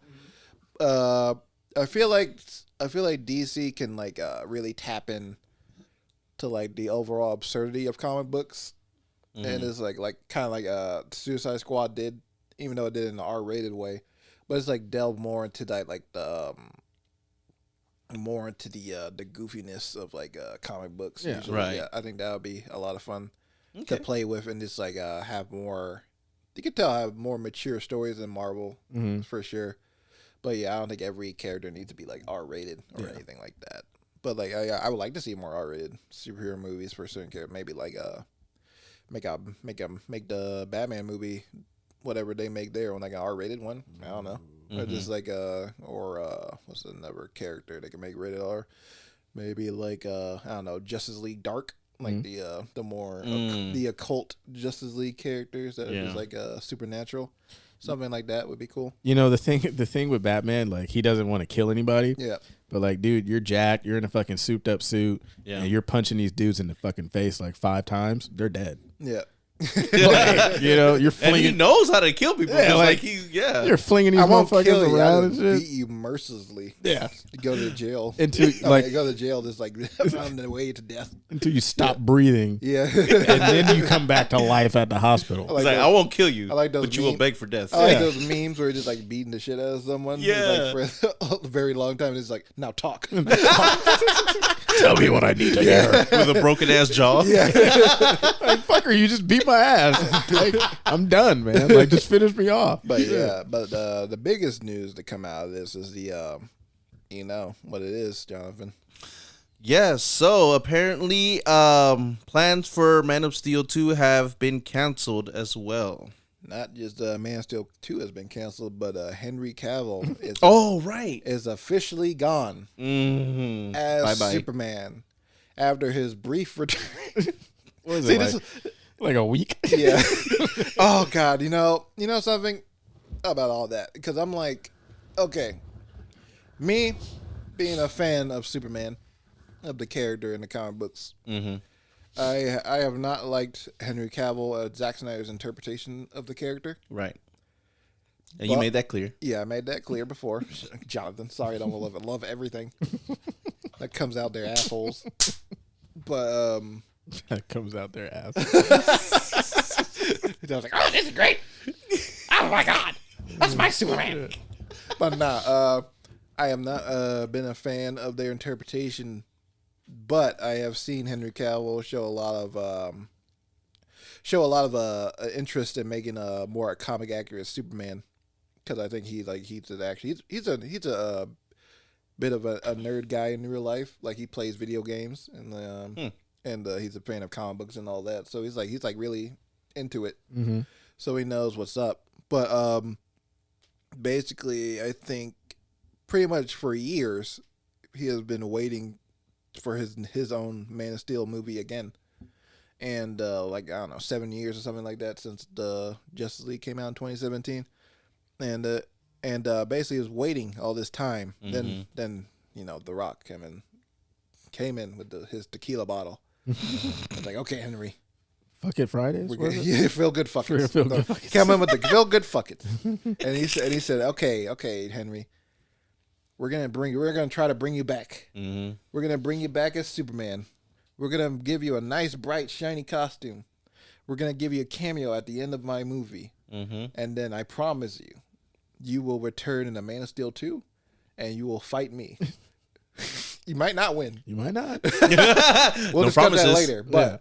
But you will officially return as Superman because the fans love you, and most of them. And my fans love me. The fans love you, and we want you back. And then he came back as Black, and he came back in Superman as and Black Adam. And then he announced his return on Instagram a couple days later, saying, "I am back. There are plans happening, and I am so happy to be your Superman again." And a couple weeks later, he announced, "Hey, I'm actually not Superman anymore. James Gunn wants to make his own Superman movie that's going to be about a younger Superman. So, yeah, I'm done. Sorry, buddy." Man. And I do feel bad for him in that way because I think that was like really. I think he was just done dirty. Yeah, that's fucked up, man. Not James Gunn's fault, but it's just overall like I feel like it's more on Warner Brothers and The Rock's. It's like because I think The Rock is kind of just using him to like promote his own movie. Mm-hmm. I feel like exactly how you explained it. Yeah, The Rock had given Henry Cavill a lot of empty promises, a lot of like, because who was he to like say all this? Yeah. And he probably did, like, was able to convince him enough to, do it. Like, oh, I'm excited. We're finally going to get my Superman. And no. And his little note that he sent out on Instagram is sad. I'm not gonna lie, it was very sad. Yeah. It said Warner Brothers told me to announce my return. So it's like, if Warner Brothers knew that they weren't gonna make another Superman movie with him, why tell him to do that, or just like have him in the movie at all? Yeah, right. Yeah, it all just kind of seems like, yeah, they kind of fucked him over, man. Yeah, like any way you look at it, because like Jonathan said, like The Rock is probably sitting there thinking, this is gonna be a banger. Like in his mind, he's like, we're gonna make a ton of money. People are going to go crazy for this cameo at the end, and we're setting up this big fight. Boom, you're back. Yeah. But like he said, he may have just been talking out of his ass. Yeah. and gotten the executives drunk off his tequila. Yeah. It is, Probably. He probably fucking walked into a meeting and was like, I'm the fucking Rock. Like, this is what we're going to do. I know we're going to make a ton of money. I kind of made Fast and the Furious, a blockbuster. Yeah, exactly. Yeah. I got Hobbs and Shaw. Hobbs and Shaw, the greatest movie ever made. Ever. Yeah, I'm going to hold a fucking helicopter with a chain. But so, he feel good fucking. But so, he probably thought like, oh yeah, I know it's going to happen. And then, to just bring Henry back at the end, you do a cameo. Warner Brothers is telling him, "Oh yeah, you're gonna do it," and then like he has to announce that he's not doing it. Fuck you! Like some furniture would have been moving in that fucking meeting. You know what I mean? Like it's just it's like, why would you do that? Like, and also James Gunn released a statement himself too. He's basically saying, "Tell us." Me or him? No, tell us. Tell us and the viewers. Release your statement, Tell Alex. us, James. Tell us. But basically, James Gunn made a whole statement saying that they had a discussion with Henry, and they're apparently talking to him about playing another part in the DC universe. I don't know how that's gonna work, but I don't think that's gonna happen. No, but I'll be like, fuck y'all. Yeah, Henry's gonna be probably done with it. I'm doing Warhammer now. I'll see your asses in Marvel. Yeah, bitches. That'd be hilarious. But yeah, basically he said, they had discussions with Henry and told him about that he's not gonna play Superman anymore, and that James Gunn himself is writing the new Superman film that they're planning himself, and he's actually been writing it for a long time. Oh, so he definitely didn't have Henry. Yeah, so that's fucked, man. That's so fucked. Because like, it's like, well, then what's the fucking point of bringing him back for a cameo to get his hopes up? And get the fans hoped up. Yeah, The Rock just like had that cameo secret. He just did it in his backyard. behind the studio's back and everything. Why would you do this? Just like, I thought it was he went to the editing room. He's like, add this in there. He's like, is this approved? He's like, I'm The Rock. I will crush you if you don't add it. I mean, listen, if The Rock was standing over me and said, hey, put this fucker in there. Like, yes, Dwayne. Yeah, what am I going to say? No. Yes, Mr. Johnson. His whole fucking body just like eclipses me. Yes, like, Young Rock. Yes. Young Rock. You want a massage too? Like, No, he gives gives Mr. Hobbs. Mr. Hobbs. Mr. Hobbs, I'm sorry. But yeah, I do feel bad for Henry in this aspect, and it's kind of similar to what happened to Andrew Garfield with Spider-Man. Mm-hmm. I feel like Henry Cavill's done worse because it's not like they blue balled Andrew Garfield. Yeah. They like after Amazing Spider-Man 2 was made, he was like, oh yeah, you're done. We'll move on to Tom Holland now. And it's like, no, like 7 years of waiting to play Superman again, and the most embarrassing way to go out. But the worst part is he quit his quote unquote Yeah. stable job in a show where he he was doing great. I haven't seen the Witcher at all, but my friend has watched it and he said he's like a fan of the video games. So he said the show was great. Yeah. Henry Cavill did amazing in the role and was very upset when he left it in the hands of is it Liam? Liam Hemsworth is now playing the new Geralt of Rivera, which is like okay. So we went to the least famous, to the least special Hemsworth brother. Man, that's why before he left, he should have got that shit. Like, I need this. Let me get this in writing. Yeah, I did hear that. I believe he was having issues with the showrunner of The Witcher. Oh, really? Too? Yeah. So because I guess he was getting it bad everywhere. Yeah. Man, if I'm Marvel, I'm like, all right, buddy, just come on. We'll put you somewhere. That'd be amazing if next year at Comic-Con or something, they just bring out Henry Cavill. And he's just like double bird. Yeah. like one room is Marvel and the next door is exactly. DC. Like, yeah. just like flick them off. But I think Henry Cavill will be okay. He just announced that he's doing a Warhammer film. If you guys are familiar with Warhammer, I don't know. I haven't heard of that. It's a tabletop game.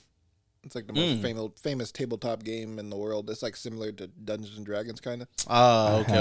And it's like sci-fi, fantasy kind of thing. That's crazy. I don't know too much about it either, but it's like it's like a big deal. They're coming up with the Dungeons and Dragons movie, and now they have a Warhammer movie. What's next? The Tetris movie?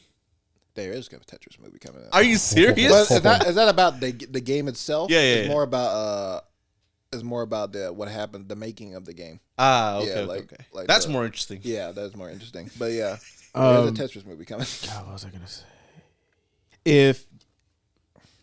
What if Black Adam did become a massive box office hit? Do you think that would have made them be like, okay, maybe now we'll bring it back? But because it flopped, it was kind of, I honestly don't know because I feel like they brought in James Gunn exactly to reboot or to set the DC universe on the right track. And I feel like he is doing his job in this case of like setting it on the right track and just making an actual cohesive universe because right now it's a mess. Yeah. And then there's just things going on and off screen with the whole Ezra Miller thing and Jesus Christ, that's the Flash. And I'm sure he won't come back because the Flash. They'd be stupid to bring him back. But stupider things have happened. Yeah, but I just think that even if Black Adam, maybe they would have brought back Dwayne as a Black Adam or something like that. But I don't know if it would be the exact plans that he would want the character to go. So it's kind of a weird situation. Yeah, it's like James Gunn's trying to hey, forget all that shit. We're gonna start new. Yeah. But then I don't know. I feel like they just could have went about it a different way. Oh yeah, definitely. Like maybe give him Man of Steel 2, and if it flops, it flops. Then all right, boom, we tried it, we gave you a shot. We're gonna do something else. But if it takes off, now it's like, all right, now we have a stable person that we can always kind of go back to. Yeah. R.I.P. Henry Cavill, Superman. So real quick, 2013 to 2022. I thought of a perfect funny joke of what if you know how you were saying Dwayne The Rock Johnson was lying about the numbers and all that? What if the numbers that we have actually is just The Rock? He put his own money. He put his own money in the box. He's like, here, I'm paying for all the seats. Begging his family to see this movie. He's got a big ass family, so yeah. Have you guys seen where there was an interview with 50 Cent, and he said he like pulled a prank on like one of his rapper friends. It was he bought out Ja Rule's. He brought out the whole fucking. That's goated. Yeah, I like 50 is the most pettiest fucking person. He's funny. And so I was like, what if The Rock did the same thing? He went to the studio. He's like, look, we're on the right track. We're on 30 million. And he's like, he's the one that paid for all the like opening day. We had 75 million. Like, that's so funny. Yeah. Yeah. Rest in peace, Henry Cavill, Superman. But on that note, I thought it'd be a fun idea to since Henry Cavill Superman is no more. How about let's brainstorm a bit. Mm-hmm. Who would you want to see play Superman? Well, obviously, I'm Black Superman. But here's the thing: James Gunn did say that it will be a younger Superman. Okay. So I'm assuming it'll be between the ages of like, I don't know, 25 to like 35. Like around there maybe. Let's type in young. Should I type in young white actors? I mean, what's I don't know what the age is, but what's his name? Aaron Taylor Johnson. That was my thought. He was pretty good in Bullet Train. That's what I said. Yeah, he's on a right track. Mm-hmm. But again, that's my pick. Shia LaBeouf. Oh my god! Wow, dog. A very violent Superman. Wow, we're gonna. I'm about to say we're gonna go from Henry Cavill to Shia LaBeouf. No controversies here. But what if he actually kind of did a good job though? I can see him doing a solid job. Nobody's doubting that. Yeah, we know he's talent. But I have a certain actor. Well, I got two certain actors. Let's hear it. Well, I would say three actors. My one choice would be just cast an unknown Okay. actor as a Superman, but I think that'd be like the best possible option to do. But if you're gonna have like an actor who's kind of like known, I would say cast Nicholas Hoult as a Superman. You've seen him recently, Jonathan. Actually, you've seen him in The Menu. He's Anya Taylor-Joy's boyfriend to the island that they go to. Yeah. He's the Beast in X-Men First Class and all that, right? He played Beast in X-Men First Class. He has a very Clark Kent vibe to me. I can see it. He's tall. I can see it. And he's like, I'm sure they can put him on a diet to get him. I was just gonna say, all he needs to do is just bulk up, but yeah, super ripped. Oh, we know the diet. Yeah, we know the secret. We know the diet. He needs to get on the rock diet. A lot of meat and then other substance. But just put him on a strict workout regimen. I think he'll be good. And he's a really good actor. I think he'll do a solid job of that. You know what? I can see it. Yeah, I can see it. But then my other dark horse would be I don't know, because like he would be interesting, but I don't know if he has like the chops to do it exactly because of the certain roles he played. But Jacob Elordi, Nate Jacobs himself from Euphoria, he has like as Superman. Yeah, man, my internet just like went out. I did. I tried to get on my hotspot and that didn't work either. I connected to Wi-Fi. Yeah, I was. That's weird. Now, what if we went? Okay, there we go. Back. What if we went differently, right? And went like, I guess not like experimental, but like, I've heard some people say like Michael B. Jordan. As like I mean, because he's always trying to be that like hero and like that hope and like always plays those type of roles. You know what I mean? Mm-hmm. Of like the righteous or whatever. There's a black Superman in the comic books. He could probably play that one. I'm not sure about him playing Clark Kent. Yeah. Okay. I'm not sure if he could pull that off, but yeah. Yeah, Jacob. Looking at this Jacob Elordi. Oh yeah. He looks like he could definitely be like he's like you said. He's got the Clark Kent look. He looks like he could beef up a little bit. Yeah. He's already kind of like beef. Yeah, he's fit. Definitely. Yeah. I was like, but it's like I don't know. he always playing like edgy characters. I was just gonna say that. So I'm just kind of Yeah. like, I don't know if he has like the right, That's why you said dark horse. the right attitude to play. Yeah, I don't know if he has the right personality to play Superman, because I imagine this new Superman is gonna be like super, Happy. you know, not happy, but it's like happy guy. Uppity. It's like optimistic, more hopeful, kind of more like a classic Hollywood type of actor kind of thing. Yeah, I do think like if James Gunn has been writing this and he's kind of wanting to kick off his own universe, I think, like you said, Alec, going with kind of somebody unknown would probably be the way to go. And then you can let that person grow and build their character of like, you know, Superman. exactly. Yeah, So I don't know who that person would be, but I like that idea. Godspeed to you. Yeah. Whoever you may be. Yeah. Don't get screwed over by DC. Yeah, they're gonna do one movie and be like, all right, we tried. Trust in James Gunn. So trailers, we have a bunch of them that have been put on the docket. Spider-Man Across the Spider-Verse, Barbie, for the love of God. Scream 6, Indiana Jones and the Dial of Destiny, Guardians of the Galaxy Volume 3, Missing, which is kind of a sequel to Searching, Right. and Mr. Wick 4. Mm-hmm. How, like, it's so crazy how, like, it's named John Wick, but, like, what if it was just like Mr. Wick? That just doesn't sound as good. Yeah. You know, and I'm sure that name was probably thrown around. Mr. Wick? Yeah, they do call him Mr. Wick a lot. You know, in these so movies. They call him Jonathan. and then Jonathan Wick. Jonathan Wick. It's Jonathan. Yeah. Like, trying to be a badass. Secretly, he wrote John Wick. Yeah. He's like, this is my That's last about story. me. I want Keanu Reeves to play me. Of all people. There you I go. want the name Jonathan. There's Superman right there, Keanu Reeves. Oh, God. You said you want like a nice Superman. He is a nice guy. He is a very nice guy. Yeah. The world would like crumble if something came out about Keanu. Oh, God. Yeah. The world would literally stop. I feel like it's him and Tom Hanks. Oh God. Ooh. Yeah. Gee, who's the nicest? That's a debate for later. I feel like they're both very nice people. Yeah. But yeah, But imagine if some scandal came out from one of those two. that would shock the earth. Because Bill Cosby was like America's dad, and then that was shocking. We just give up collectively as in humanity. Yeah. Yeah. We lose something Tom Hanks or fucking Keanu. They're just secretly racist. Oh no, That'd be bad. But yeah. that'd be terrible. That'd be horrible. But yeah, which trailers stuck out to you guys the most?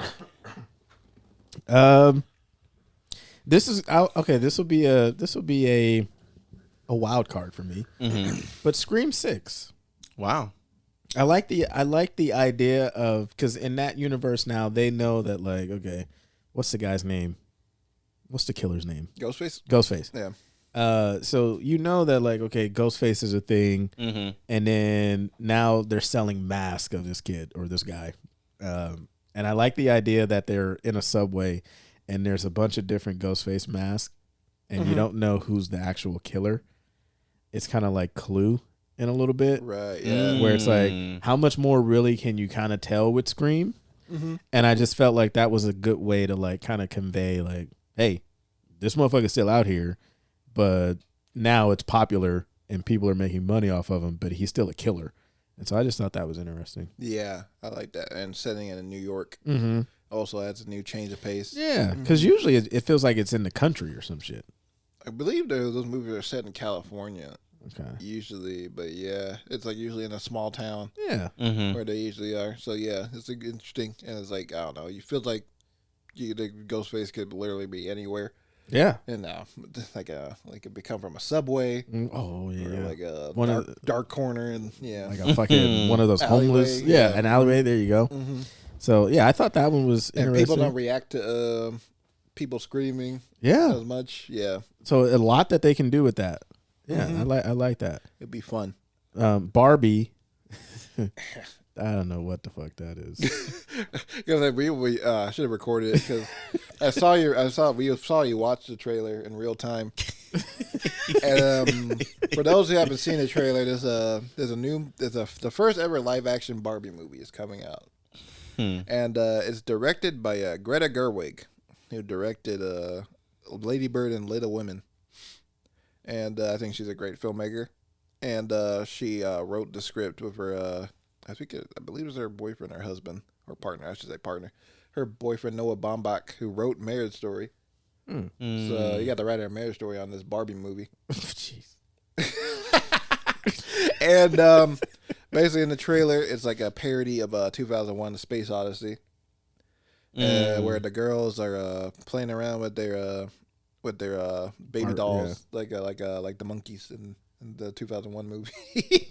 And then they see the instead of the monolith, it's the Margolith, and they see a giant Margot Robbie as Barbie, and they're like, you know what? Fuck these baby dolls. I want a Barbie.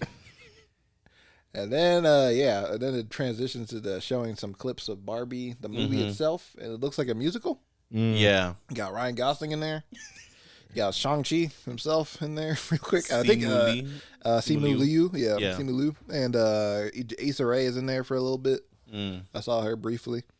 And, I think it looks fun. I think it looks. I don't know. There's something about it. I feel like there's gonna be a real it feels like it's gonna be like something like the Lego Movie, where it's like super meta. Yeah. Do you not like the Lego Movie, Jonathan? Which one? The Lego Movie. It was all right. It was all right. That's It's the one not you my think. cup of tea. That's the one you think is all right. Out of all the bullshit we watch. Hey! Look! You like your trash reality TV. I like my okay Lego movies. My okay Lego movie. Yeah, that's a clear connection there. But nah, I think it looks fun. I feel like there's gonna be like a real meta element to the movie that's gonna be a lot of fun. And I think just having that writing team on it is gonna put it over the edge. I will say two things about that Barbie trailer and the movie itself. Two things came to my mind. Number one, when I watched the trailer and it went to like that little like clips of like the music, it looks like a musical.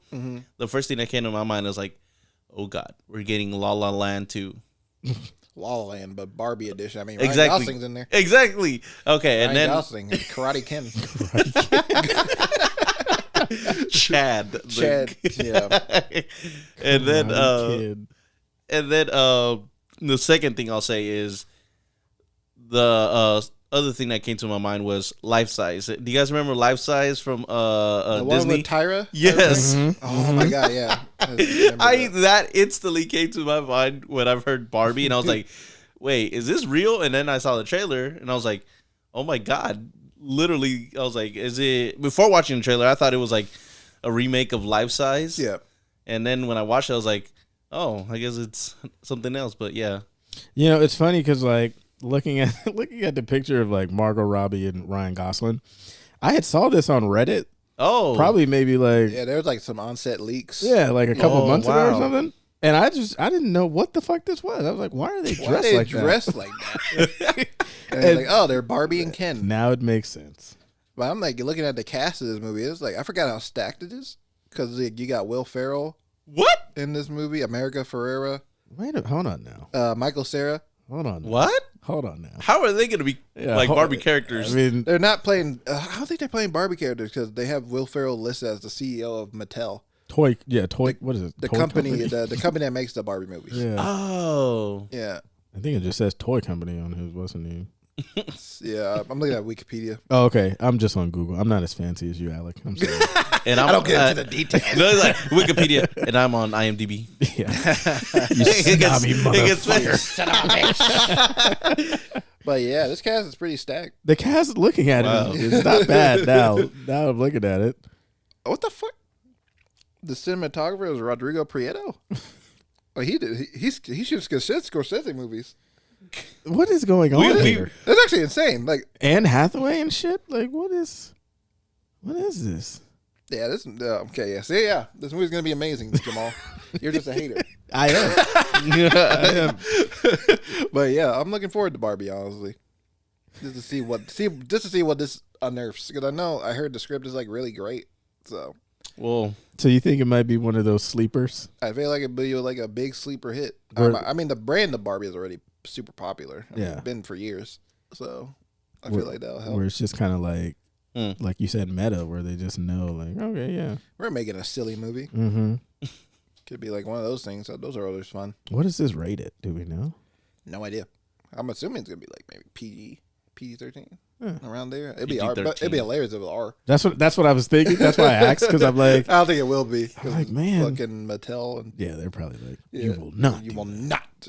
We will not see Margot Robbie say fuck No. in this movie. We will not see her naked. We will not see Ryan Gosling's wait, no, because they don't have like a They don't. Yeah. normal They don't have- anatomy. Never mind. Yeah. No. So they could. Yeah, so they could have a joke where Ken's like, I don't know, take out his pants, and he's like, I have a penis. Yeah. Didn't they do that in Toy Story? Did they? What?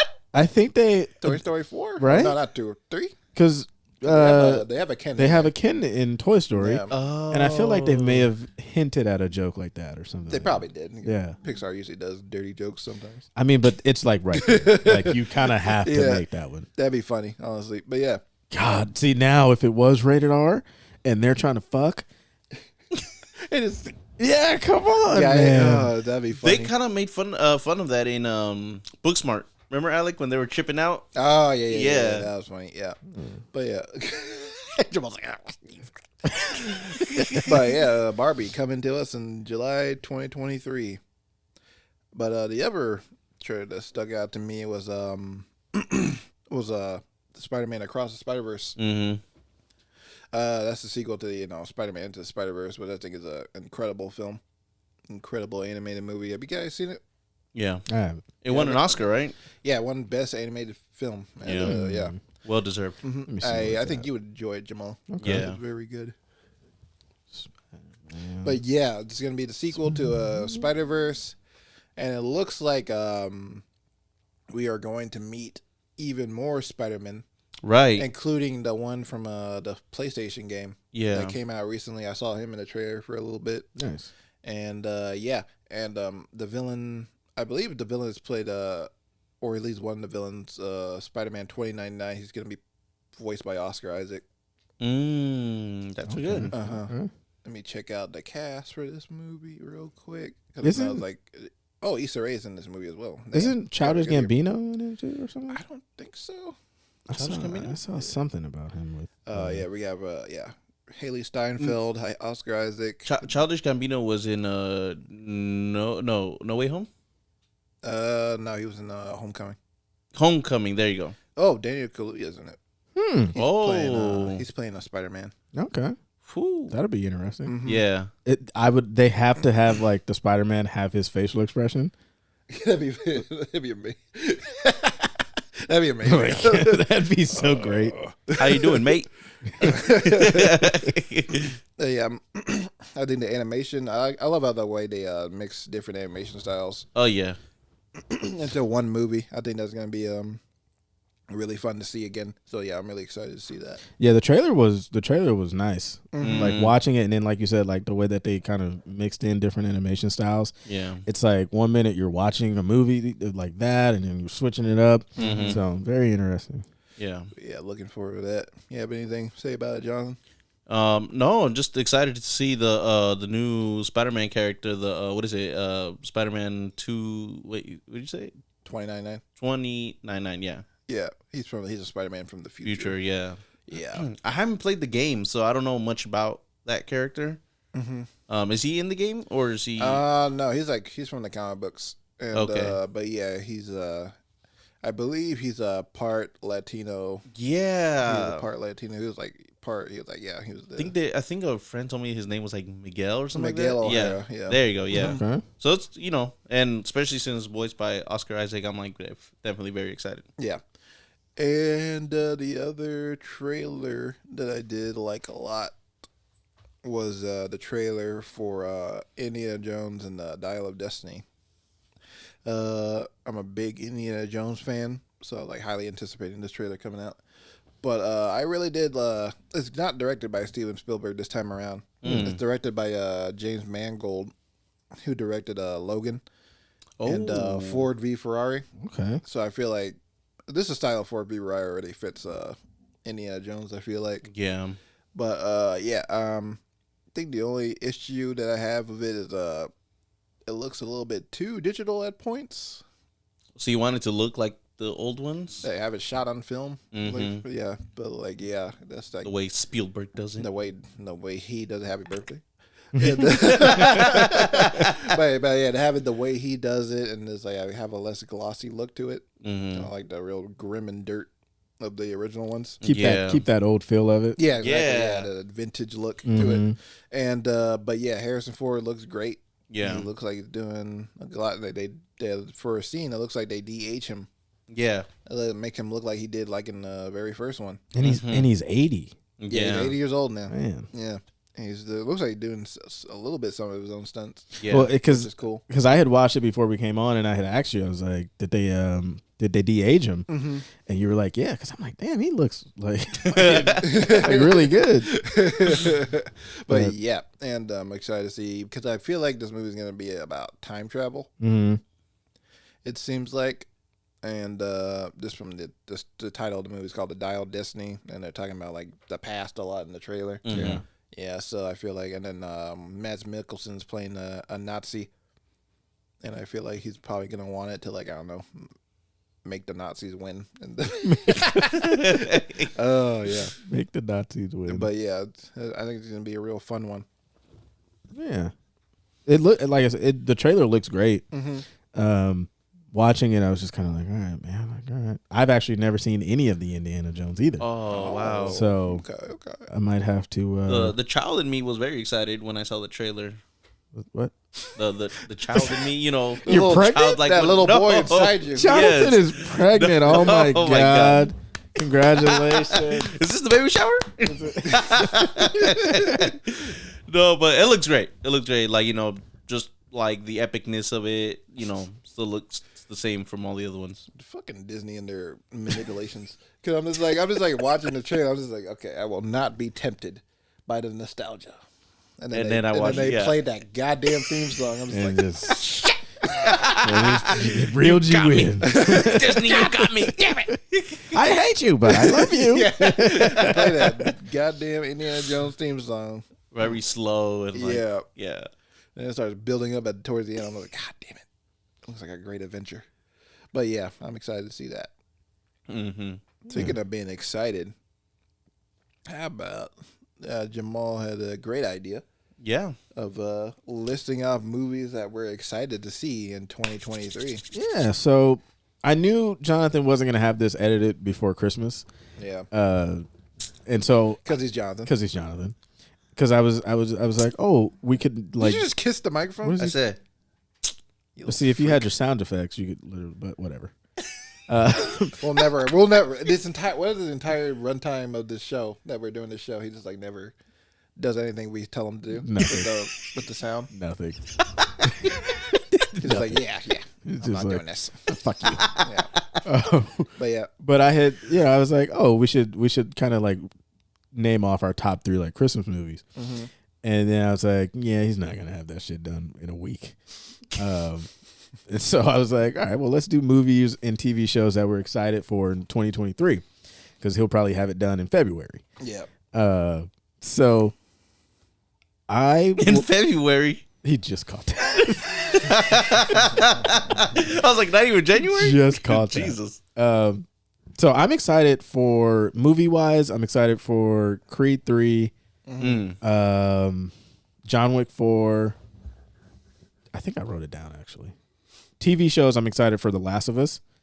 Yeah. Because I think that's a game that you can kind of like, It's a very cinematic game. yeah. Yeah. It's like it's an easily translatable story that you can tell. Mm-hmm. So I'm excited about that.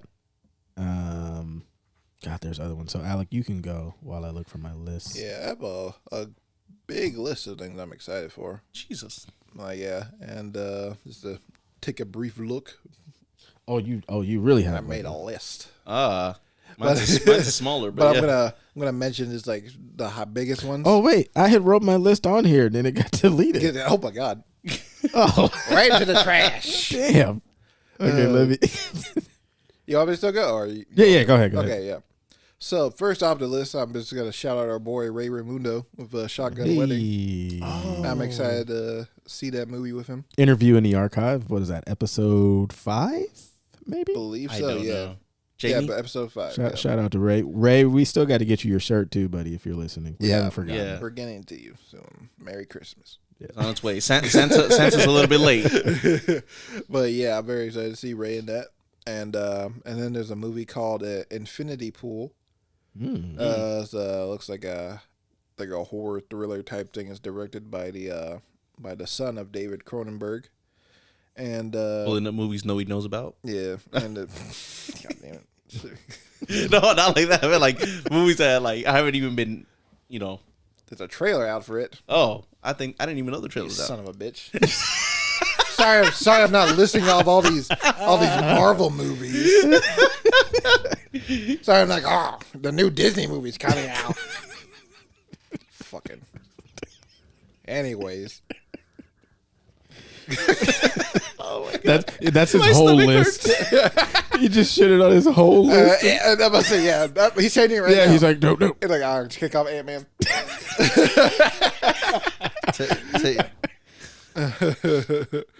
But yeah, I'm also excited for the new Evil Dead film, Evil Dead Rise.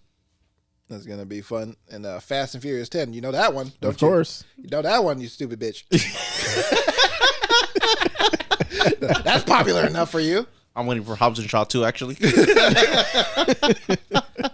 And then I'm excited for Fast 10, even though I know how it's gonna turn out because Vin Diesel has been doing some things behind the scenes that might make this not a great movie. Yeah, we talked about that. Yeah. But also I'm very excited for Mission Impossible, the new Mission Impossible film, Dead Reckoning, Part 1. Damn, there's still more Mission Impossible. Yes, more the better. More of them. And then Oppenheimer. That's the new Christopher Nolan film. Yeah, I'm excited for that one. That's another movie with a stacked cast because I know like the main ones are like Cillian Murphy. He's on Peaky Blinders. Yeah. Emily Blunt, Robert Downey Jr., Matt Damon, Rami Malek, Florence Pugh. Damn. Kenneth Branagh. Yeah, this is a long. Casey Affleck, Rami Malek, Rami Malek, Jason Clarke, Josh Peck. What? Yeah, Jake and Josh himself. Yeah. No. Oh, what? He's in this movie. Yeah. Oh my God. It took me like a couple seconds, but I was like, Josh Peck. In a Christopher Nolan? Yeah. He's gonna be in this film, and Alex Wolff from Oh, yeah. wow. So yeah, this is a stacked cast of people. Oh yeah, Jack Quaid. Oh yeah, Huey from the Boys. He's in it too. Oh shit. I was gonna make a joke and be like, he just casted the whole like Nickelodeon old squad. He casted every young actor, white actor in Hollywood. Just don't let Dan Snyder anywhere. Do not let him near Florence Pugh, for the love of God. Just keep him away from your kids, people, and you'll be all right. But yeah, that's a stacked cast. I don't know if we're gonna keep that joke. No, you were definitely keeping that. Definitely give it a fuck. That was a good one. But yeah, did you guys know that they actually Nolan recreated the atom bomb? I saw that. I was like, oh no, they actually did it. Yeah, he's like, yeah, I wasn't using CGI. Like, it's like, okay, all right. Yeah, they recreated the Manhattan Project bomb. Golly. The atomic bomb. Okay, Robert Downey Jr. is in it too. Yeah, and he's playing. I believe he's playing the Louis Strauss. Yeah, he's playing the guy that's like opposed to fucking Gary Oldman. Yeah. Oh, Gary Oldman. Yeah, I didn't even see him. Shit. That's what it says. He's playing Harry Truman. Oh my God. Fucking Ben Affleck. Oh my God. And Casey Affleck? Like, Better Casey. Oh Are they gonna play brothers? Oh, they do. Yeah, this guy's crazy. Jason Clarke. Yeah, he fucking Jesus. I really like him, Jason Clarke. Yeah. But yeah, this Is John David Washington making a comeback? No, no one only cast one person, black person. So Yeah, as I scrolled, the one time, like it's like you know the game. What's the game where you gotta guess it? Oh, guess who? Yeah, Yeah. guess who? Yeah, that's he was like, I cast one black person. if in you my movie. if you pull That up was the last time. Oppenheimer on Yeah. Google and then you click on cast and you just Yeah, scroll. yeah. It's like right in the middle and then you just keep going and that's it. A lot of It's Caucasians. like the only one like smack down. I mean, they're all talented. Yeah, not yeah. gonna lie, But yeah. they're just like right in the middle. like it's based on a true story. I'm sure not a lot of black people were involved with the making of the atomic bomb, probably. So, But one of Or any these people of things color. is not like the other. yeah.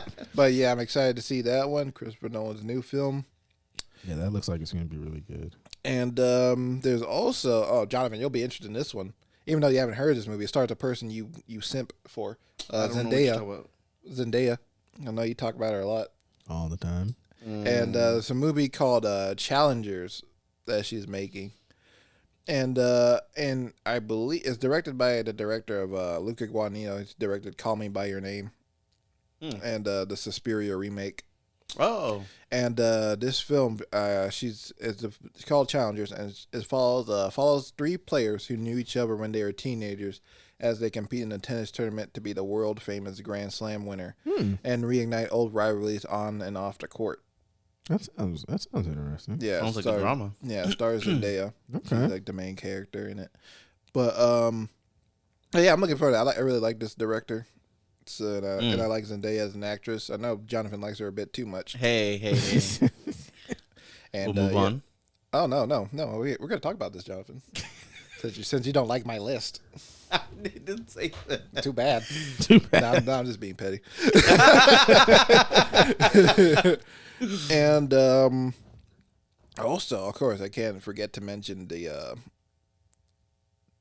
granddaddy of them all, Killers of the Flower Moon.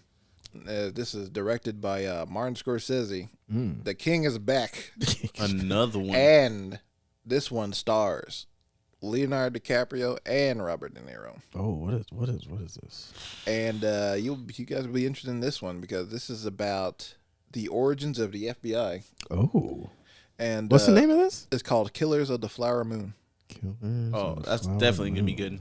And it's about members of the Osage tribe in northeastern Oklahoma murdered under mysterious circumstances in the 1920s, sparking a major FBI investigation directed by a 29-year-old J. Edgar Hoover and former Texas Ranger Tom White. Described by the writer of the novel as an old-style lawman. And this is looks like it's gonna be an Apple TV Plus. Yes. Okay. It'll probably be in theaters, too. It's got Leo, Brandon Fraser, De Niro, Jesse Plemons, aka the guy from Like Mike, the kid. Yeah. Look at him. Look at his career now. Yeah, man. Lily Gladstone. Yeah. Yeah, I'm very Okay, yeah, it's probably this my one- most anticipated film. Yeah, looking at it and kind of hearing the story, it's like, okay, this one seems like it's gonna be really good. And So described as a Western crime drama. It sounds like The Departed too. It's probably gonna be like that, yeah. Yeah, I'm excited. But yeah, very excited for that one. Scorsese, De Niro, and Leo. Yeah, So yeah, definitely a must see. heavyweights. Heavyweights, baby. Western shit. Scorsese's like Marvel. Yeah. I'm coming. I'm back. coming for that ass. But yeah, then You know that's gotta suck too, because like he's just shitting on him, and you know like the Marvel people's like, but like damn, he's so good, but he's the goat. but he's shitting on us. He's the goat. It's like you can't even talk bad about him. It's Yeah. like Yeah. you might get You just blackballed. have to say respectfully, I disagree. Yeah, respectfully, I disagree. We gotta say the director of fucking Goodfellas is terrible. The director of Raging Bull is mid. The director of Taxi Driver, he doesn't know what he's saying. They're saying it, but Yeah. they're not saying it publicly. Yeah, Yeah. sure. But Smart. yeah, and then the other film is Dune Part 2. Dune Part 2. Oh, yeah. You know this one, Jonathan. This is a big do. movie. This is mainstream. I do. This is mainstream for you. It won an Oscar. It won an Oscar. The stars Zendaya once again. So I know you're gonna And Timothy. you're gonna be creaming. Ooh, Yeah, Timothy Chalamet. you just heard that? That was him creaming right there. Over the idea of Timmy and Zendaya in the same scene. But yeah, this one's gonna be very interesting. It's continuing the story of the first Dune, and because I know is because both these parts are based on one book, but the Dune book is so goddamn big and long that they had to split into two parts. And yeah, and the book is great if you haven't read it before. Anybody listening, but yeah, this one stars Timothy Chalamet returning as Paul Atreides, Josh Brolin, Stellan Skarsgård, Dave Bautista, and then newcomers are Florence Pugh. She's gonna have a big year. Yeah, she's making some moves Making here. some rounds. And Elvis himself, Austin Butler, Okay. will be playing a villain in the film. And Christopher Walken. Wow. Haven't seen him in the movie in a while, Yeah. right? Yeah. So yeah, and it's gonna be. I think it's gonna be a really great film. I love Denis Villeneuve as a director. Mm-hmm. He's directed things like the first thing obviously in Blade Runner 2049 and Prisoners. Those are all really amazing films. So yeah, those are all the movies I'm pretty much excited to see in 2023. All right. Yeah, the some that you were naming off, I'm like, okay, that sounds like it's going to be a banger. Mm-hmm. So I was saying Creed, Wonka. Wonka seems like I like. I do want to see. Yeah, I like the old Willy Wonka and the Chocolate Factory. The The Johnny Depp one? No. Oh, the one before that one. Gene Wilder. the good one. Okay. The Johnny Depp one's okay, but I just kind of. God. I think that one's terrible. I just kind of like Wonka, the story. of it. Yeah. So I do too. excited Who's about the that. new Wonka? Timothy Chalamet. Mm-hmm. Oh. He's playing Willie. Oh, so is this like young Wonka? I think it's like the origin story. Yeah. Okay. So that'll be interesting. And then, like you said, a bunch that you named off, Alec. Oh, Missing.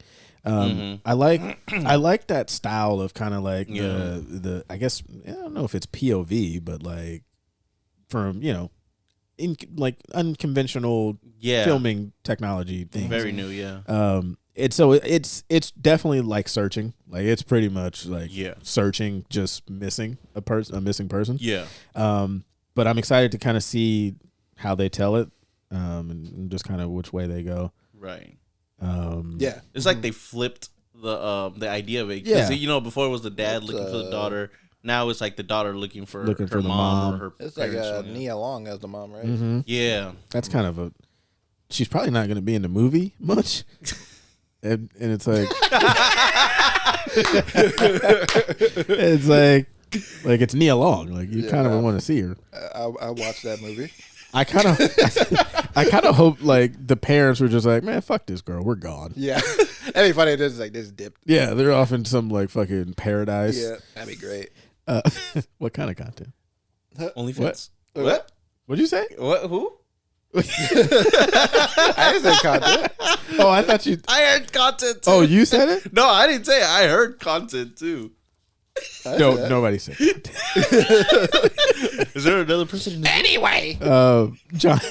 John Wick 4. Yeah. I'm excited to kind of see. I feel like this is the last one, isn't it?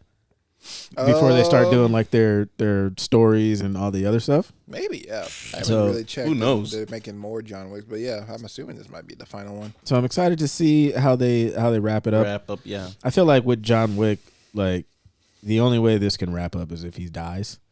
But I hope not. But we'll see. I mean, he's due to appear in the spinoff, the ballerina one. Oh, okay. And then the Armas. Spoiler alert: he doesn't die. Again, maybe. Maybe. But yeah, Fast 10. Maybe. I don't know. Vin Diesel, it's a masterpiece. Might be. Oppenheimer sounds fantastic. Killer. I didn't already forgot it because Killers of the Flower Moon. Killers of the Flower Moon. As I was looking at this list, I saw Teenage Mutant Ninja Turtles, What? Yeah. and I was like, "Please don't." That's on my list too. But like, Oh, is it? I was listening off the highlights. Okay. But it was like the big ones. Yeah. Wait. Because Lord knows if I listed off, Jonathan would never watch these movies. No. Because he's never heard of them. I'm excited for Gran Turismo, just because the game is fun, and I like that Sony is now taking like these IPs that they have and they're making them into movies. Oh yeah, we have games. Yeah, Movies out of it. like I don't know, it just seems interesting to me. Mm-hmm. And then I saw that there's an Equalizer 3, Oh, I forgot about that. and I'm like, Denzel back at it. I love Denzel, but he's getting old. Yeah. I wish he would do like yoga or something and just like Yoga? I know he's old, but like, hey, just bring back young Denzel. Bring it back. Bring it back to the past. Yeah, I don't want you to be old. What young Denzel? I want Denzel in his prime. Yeah, but I like the Equalizer movies. Yeah. His little watch thing is fucking crazy. Yeah. If I ever get into a situation where I'm just like surrounded by a bunch of like Russian gang members, yeah, I may not even have a watch on that day, and I'm just. And then you kinda get like, your ass beat. yeah. There you go. They're like, "What the fuck is he doing?" Bam.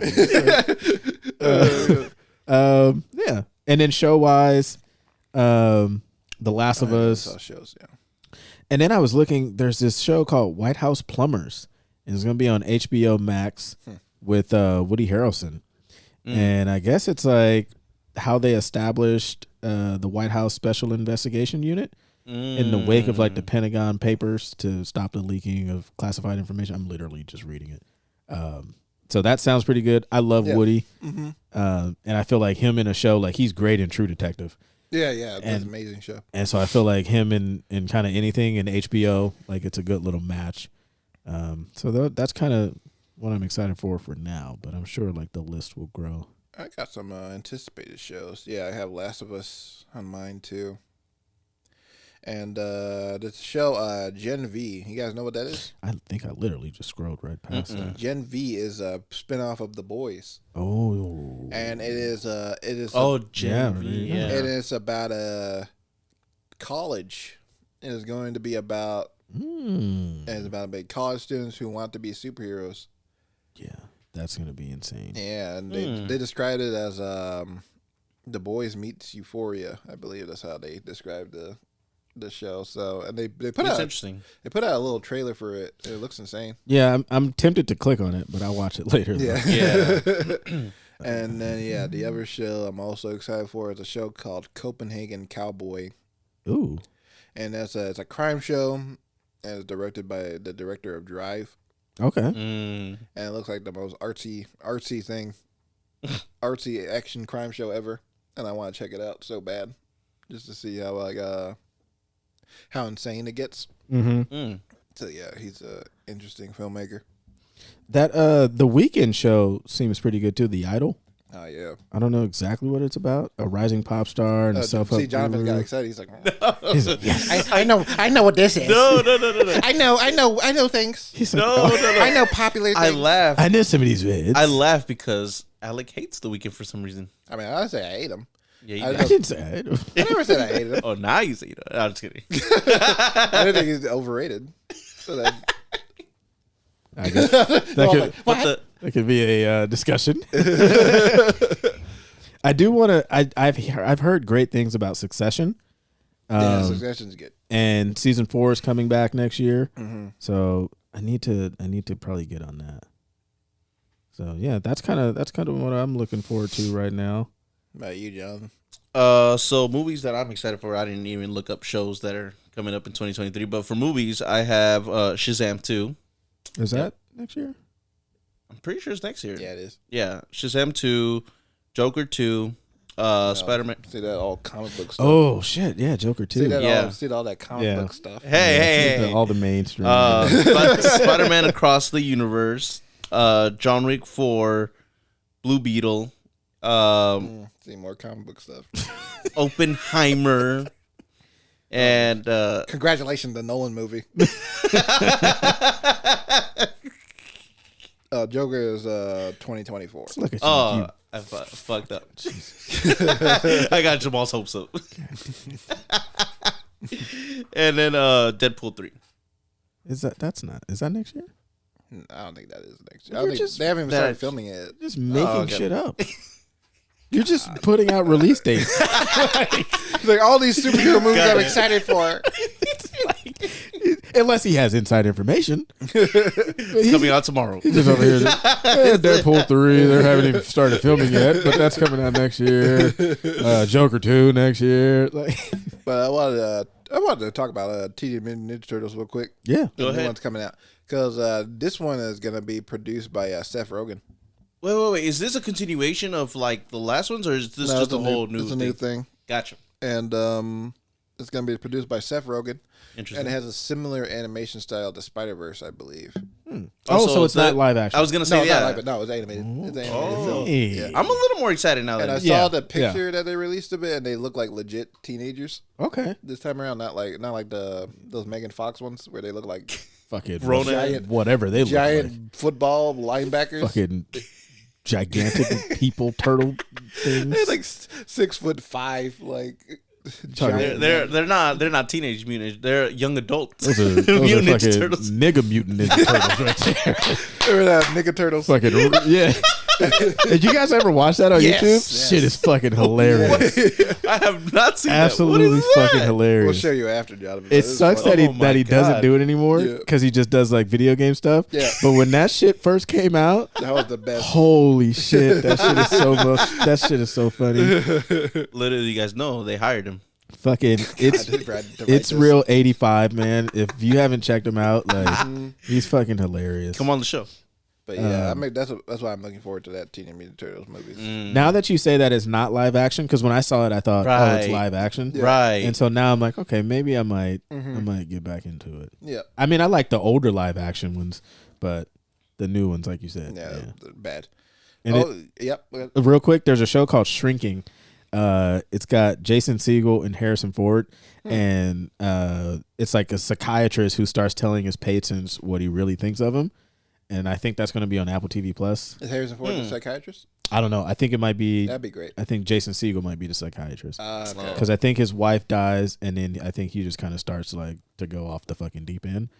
So that seems kind of interesting, though. Harrison Ford is the psychiatrist. That'd be like Yeah. amazing. He's a good shit talker. Yeah. he see- plays that old grandpa vibes really well. He seems like he's at Whole Grumpy. Foods, just like cussing people out. Where's the fucking milk? Yeah, exactly. The fuck you hit my car with this cart? Well, so I don't know if you guys know this, but they are doing a sequel to The Exorcist. That's coming out next year, I believe. Let me double check that just to make sure that's coming. Is it from the same? What is it? The person that makes like The Conjuring and all that. No, it's gonna be from the director of the new Halloween movies. Oh, From Blumhouse. So let me see, 2023. Yeah, 2023 is coming out, and it's the first part of a new trilogy, I guess. Okay. So yeah, the mom from the movie, Ellen Burstyn, she's gonna be in it. So yeah, that'd be interesting to see what they do with it. I don't know what they're gonna do. Yeah. They're gonna have the girl to get a demon in there again. oh my god. But yeah, have you guys seen The Exorcist? No. No, neither. No. I know of the scene where like the head spins around, she Yeah. like throws up on the priest. Iconic scenes. Is Yeah. is it just one, or did they do a remake of that? They did a couple of sequels to it. Oh, okay, They okay. didn't do so well. Exorcist 3 is really great, but yeah. Okay. But yeah, this will be the return of the Exorcist franchise. So yeah, that's like all the stuff that I'm looking forward to in the new year. Yeah. Oh yeah, Guardians of the Galaxy 3. Okay. I don't think we haven't talked about that yet because we watched the trailer for that too. And that looks really good. It's just so much stuff, man. Yeah, there's a lot. It's like I just need to get paid to just watch all this stuff, which is a Pay credit. me to watch movies. Yeah. Like I don't want to leave my house. Like let me just watch all this shit and pay me. But yeah, I guess now we can get into Jamal's movie suggestion. Mm-hmm. Yeah. So That last episode, Yep. it was my pick, and I decided on All Quiet on the Western Front Mm-hmm. on Netflix. It's a war movie. Takes place in Germany. It's very interesting. I watched the dub version. I didn't even know that there was a dub version. I just thought it was. I just thought that's what it. the German, the actual version that I guess you're supposed to watch. I don't know. I guess Netflix like forced you to watch that version. I'm assuming. Maybe. Yeah. Because it didn't even like give me an option. Yeah. No. Just It's boop. weird. It Yeah. just turned on and like, here you go. But I enjoyed it. I thought it was really good. Like the story of you just got like these four friends who are excited to go to the war. Like that scene where like he forges his dad's signature. Yeah. Oh, yeah. And they're all just so happy. Like, and like the coach. We're going to war. Yeah, just giving them a fucking pep talk. Yeah. And they're like, "Arr!" And then there's the scene where like the reality sets in, they're in the bunker and it's raining and it's muddy and they're all Yeah. sitting in there and they're looking around and they're like, Yeah, that's right at the gate. yeah, Yeah. Yeah. It's like instant, like, well, what the fuck did we just get ourselves into? Mm-hmm. And so I love like that little bit of like, oh, we're happy, and then as soon as they get to some shit, it's And like, see what it's really like. Yeah. yeah, it's like, oh, I don't want to be here. Yeah. Like, well, too bad. Exactly. Yeah. I was gonna say the part that like kind of like made me like ooh, like I don't know, like kind of gave me like goosebumps was when they gave him the uniform and he's like, oh, I think this belongs to someone. Like, oh yeah, hold on, let me what is that, like handle that for you? He just rips off the guy's name. I was like, he's like, what happened to the guy who was wearing? He's like, oh, it just didn't fit. I was like, oh shit, And you know he- some shit's about to. And he throws out a He tag. just throws it like, There's like yeah. a bunch of them. It's like, oh yeah. So that was Jeez. But I did like how they started it though, where they kind of showed us what was happening, and then we backtracked and they told us that story. Like I don't know, I thought the casting was pretty good. I don't know their names, but they all had good chemistry. Yeah. And just like the scene where they're like, I think it's that first time they're kind of under attack, and they're all kind of in that little shelter thingy, and you really just start to see like they don't want to be there anymore. Exactly. Yeah. And the kid with the glasses is like, I want to go home. Yeah. And in my mind, I'm thinking, I'm like, man, you're not gonna make it If you're already panicking by now, yeah, like you're And not you even just got there. like I don't even think they shot their guns at that point. No, yeah, not yet, yeah. And so I'm like, oh fuck.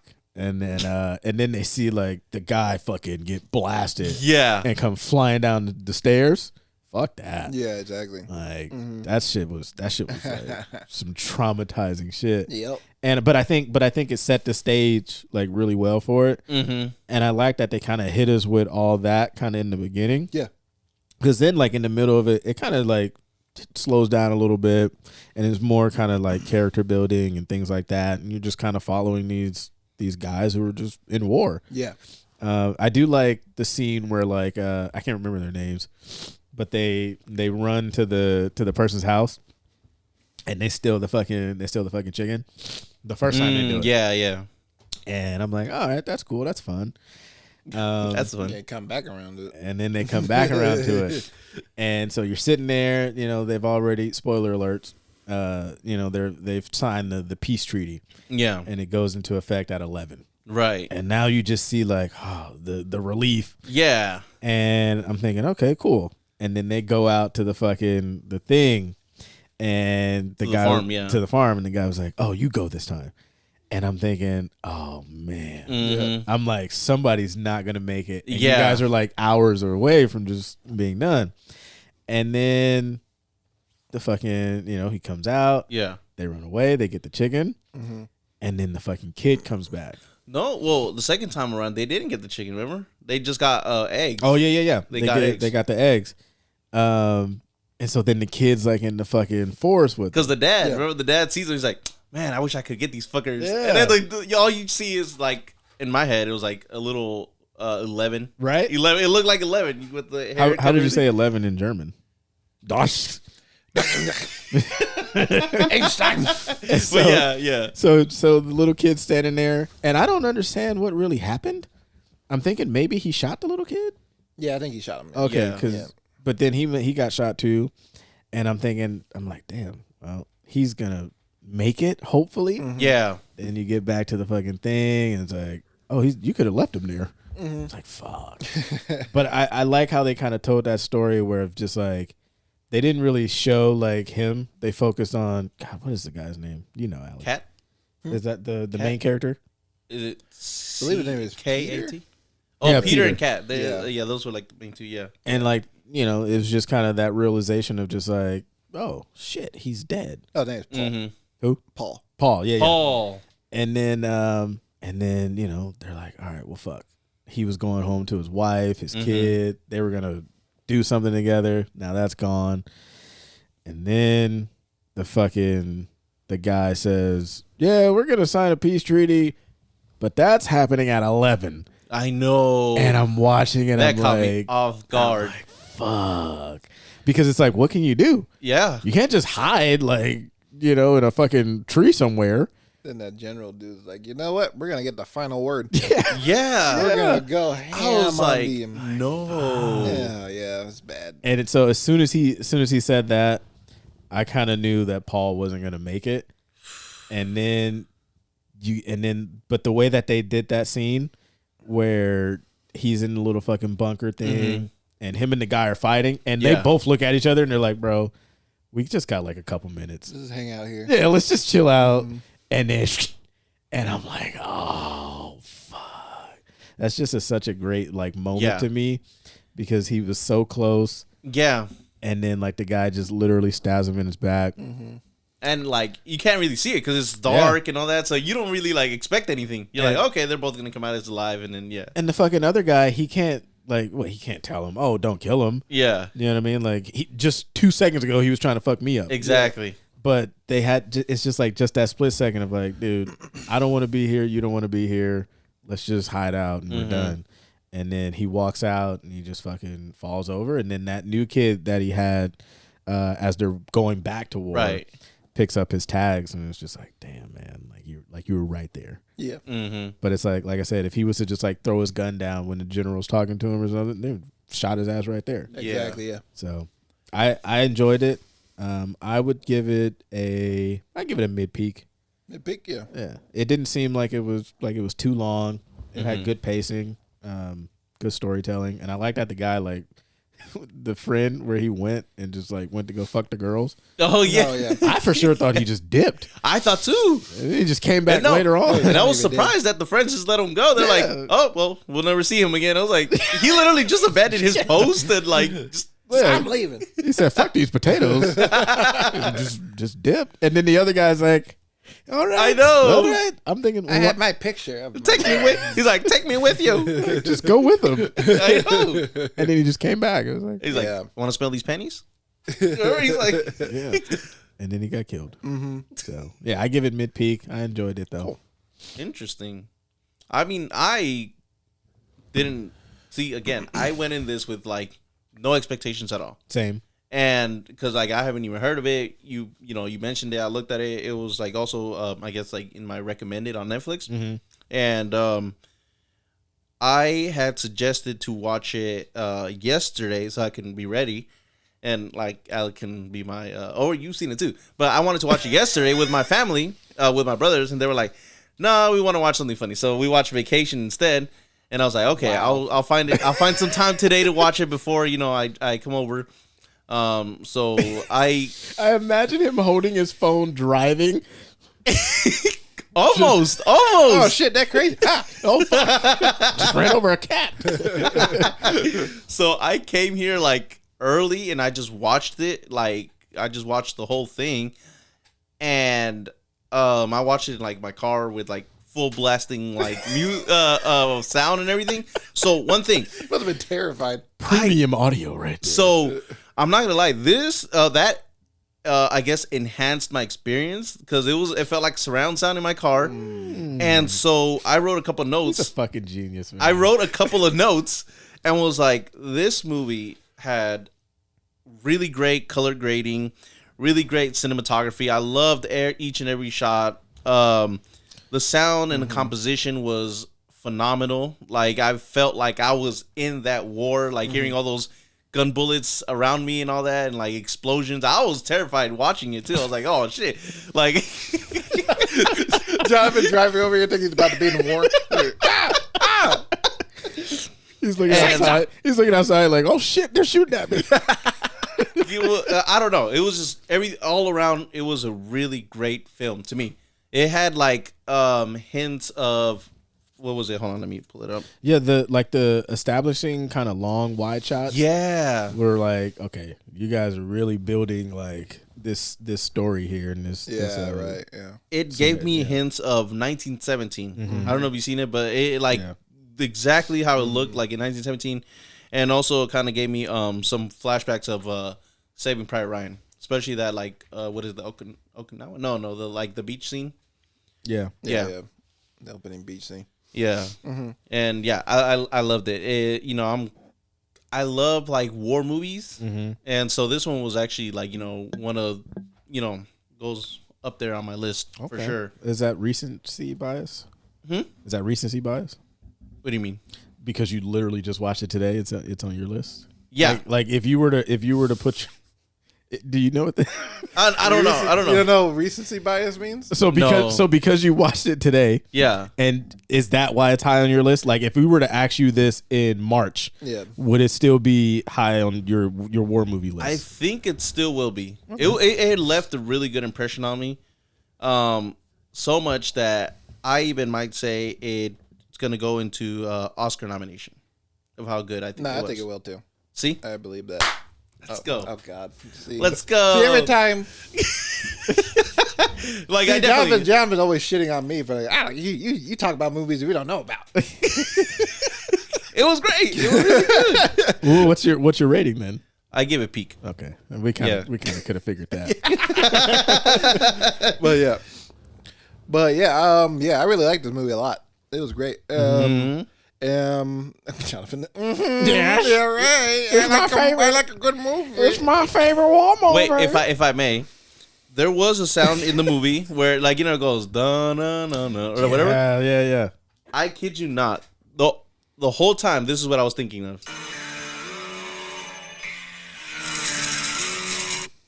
That's literally what it sounded like. Oh no. But that's literally what it sounded like. One mystery of tones or whatever. I do like that they I'm sorry, Alec, but I do like that they played that kind of throughout. Yeah, 'cause to me it just symbolized some shit was about to happen. Mm-hmm. So yeah, I like it was very unsettling. Yeah.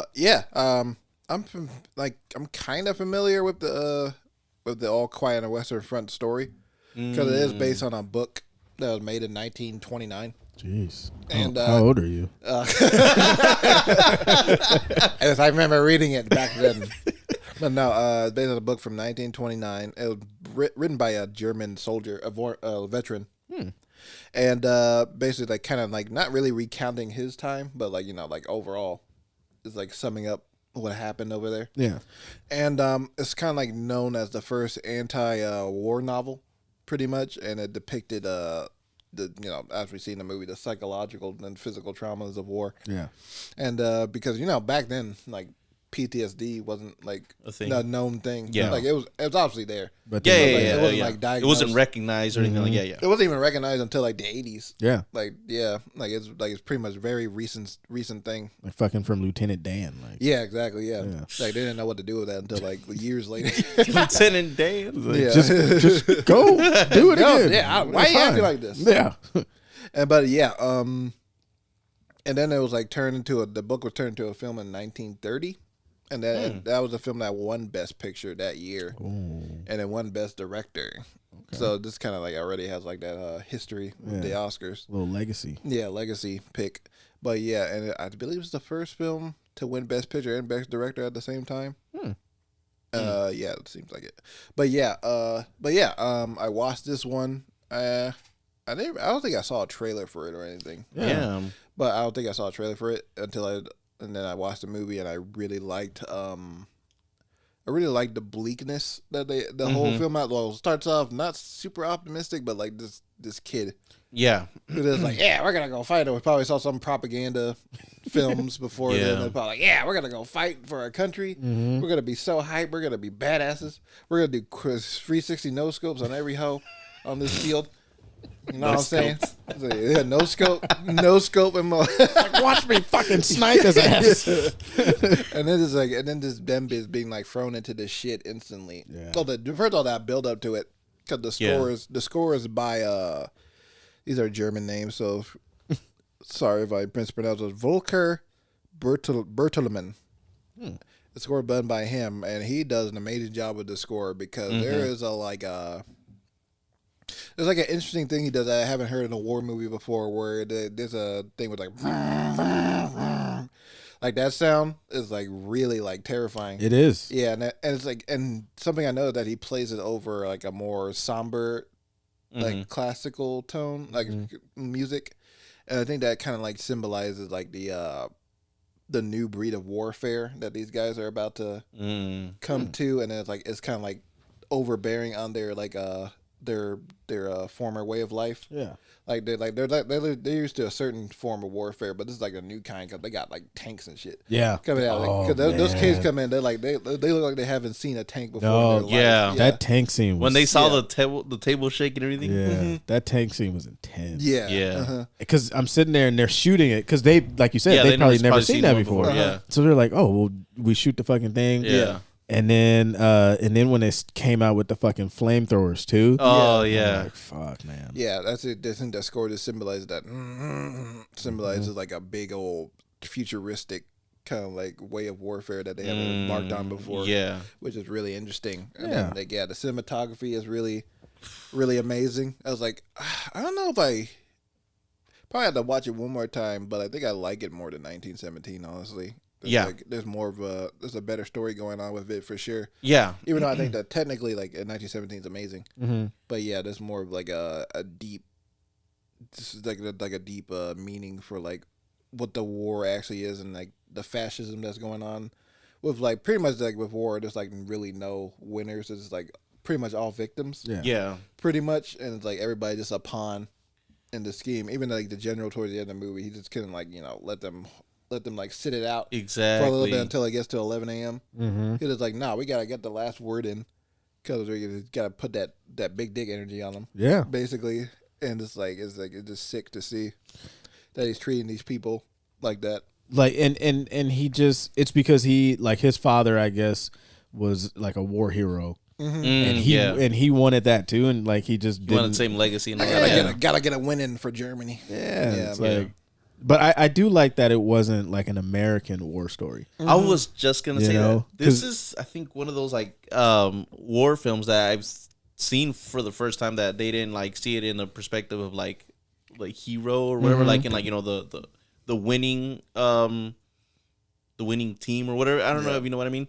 This is like the first film that I saw like on the point of view of like the Germans. Yeah, And that was interesting to me because I like from every single army movie that I've seen is always like the American story or like the British 1917 and stuff like that. Like the people that won the war, not the people that have lost the war. Yeah. So yeah. and then like Alex said, with 1917, like it's a good movie.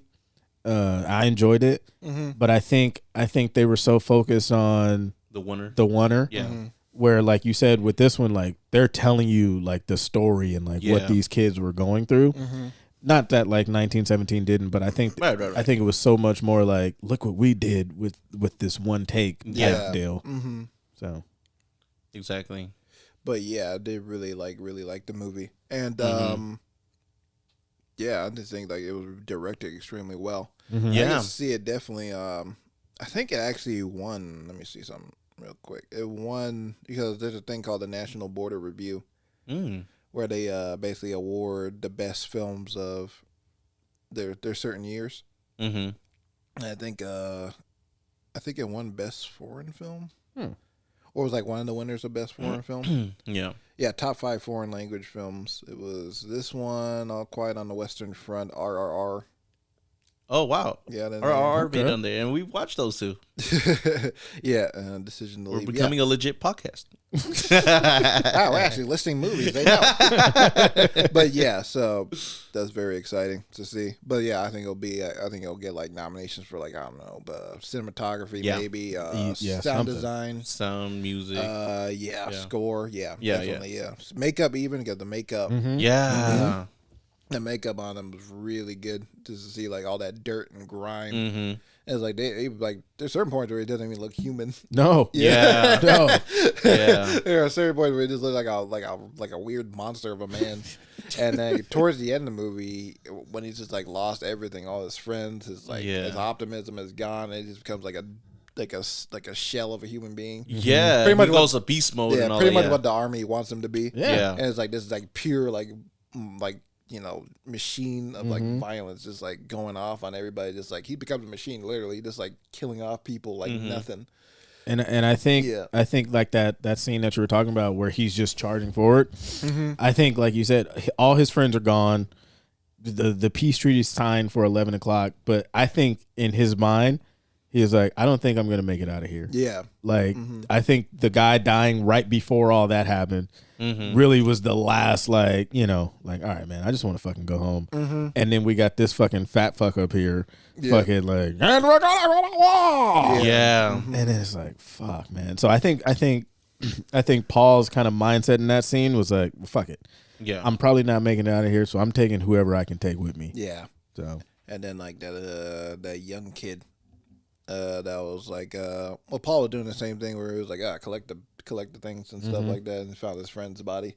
The kid is doing the exact same thing he was doing, so it's kind of like the cycle of like It just keeps going. Yeah, just keep going and going. Which is, it's like, I feel like that's a fantastic way to like wrap up that story because that's kind of how it started with the uniforms. Yeah. Where it's like, oh, just ripped off the tag. Yeah. And then we kind of bookended with the guy picking up the tags. Yeah. Just keep on going. Like it's Exactly, just yeah. the never ending cycle of it. But yeah, it was really good. I really liked it. Yeah. I believe I would give it I would give it a mid peak. Yeah.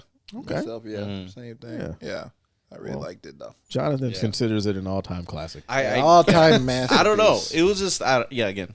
I love, you know, I'm a sucker for some war movies, and it, you know, it made top of my like, you know, up there. It's up there on my list. Hierarchy of power has changed. Yeah. Shots fired. The whole time I was watching it, I was like, I wonder if it was like, you know, real or like based on a true story or like true events, or if it was like, you know, just something that they've made up, because usually in the beginning they'll put it in the beginning, like, you know, based on a true events or based on a true story or whatever, or sometimes they put it at the end, but, you know, usually they put it in the beginning. And when as I was watching it, in that scene when they're like, you know, we're gonna give them, you know, we're gonna have the last word, we're gonna give them all until it hits 11, and they go, I was like, ain't no way this is real, ain't no way like a general will really like put, you know, men's lives in danger just for his ego. And like, you know, and the whole what is it called, the peace treaty that they were working on. He's like, I'll give you 72 hours. Like, give us a little more time than that. He's like, no, 72 hours. And I was like, Very much a real thing that happened. yeah. And then at the end, when like, you know, it said all those facts of like, you know, how many people died, and I was like, dang. I do enjoy a good war movie though. I do too. Like, I think war movies are so kind of like, because like you said, Alec, like you got the makeup, you got sound, you got color grading, like Jonathan said, and then it's like you really like all that has to be accurate. Yeah. You know what I mean, like especially if it's based on a true story or just wherever, like it has to be like it's got to sound like this gun and that when it fired here, and the bunkers have to look like this, and they would, like the uniforms and everything has to just be so like thought out. And it's just like I would like to see one, because there's always like the old like World War I and World War II and things like that. I would like to see one kind of more modern where it does kind of dive into like the PTSD aspect of it. And it maybe I'm thinking like American Sniper. What's that one with Miles Teller? Oh yeah, I remember that one. Which was that one? I can't remember that name, but I think that one. American. Thank you for your service. Yeah, there you go. Thank you for your service. I haven't seen it, but I think that one definitely dives into like the PTSD what about Brothers? aspect. Brothers, Tobey Maguire. Jarhead. Jarhead. The best one. Yeah, I think that's one of my favorite war movies. I love Jarhead. Yeah, that's a great one. And I think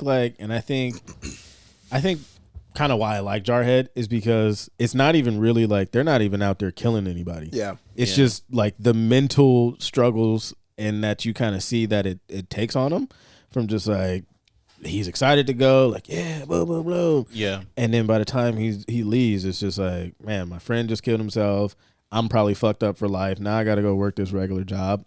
But they don't really kill anybody in that movie. So I like that aspect of it. But I do like when, you know, when we kind of dive into the trenches and we really kind of see we're there with them. And all that, yeah. So I would like to see one where maybe like we're in the trenches and then it's like, boom, I'm coming back.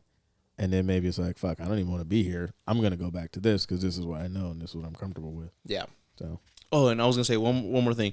You know how when you're watching a movie in Netflix, on like the top left corner is like, you know, oh, rated R, you know, this and that.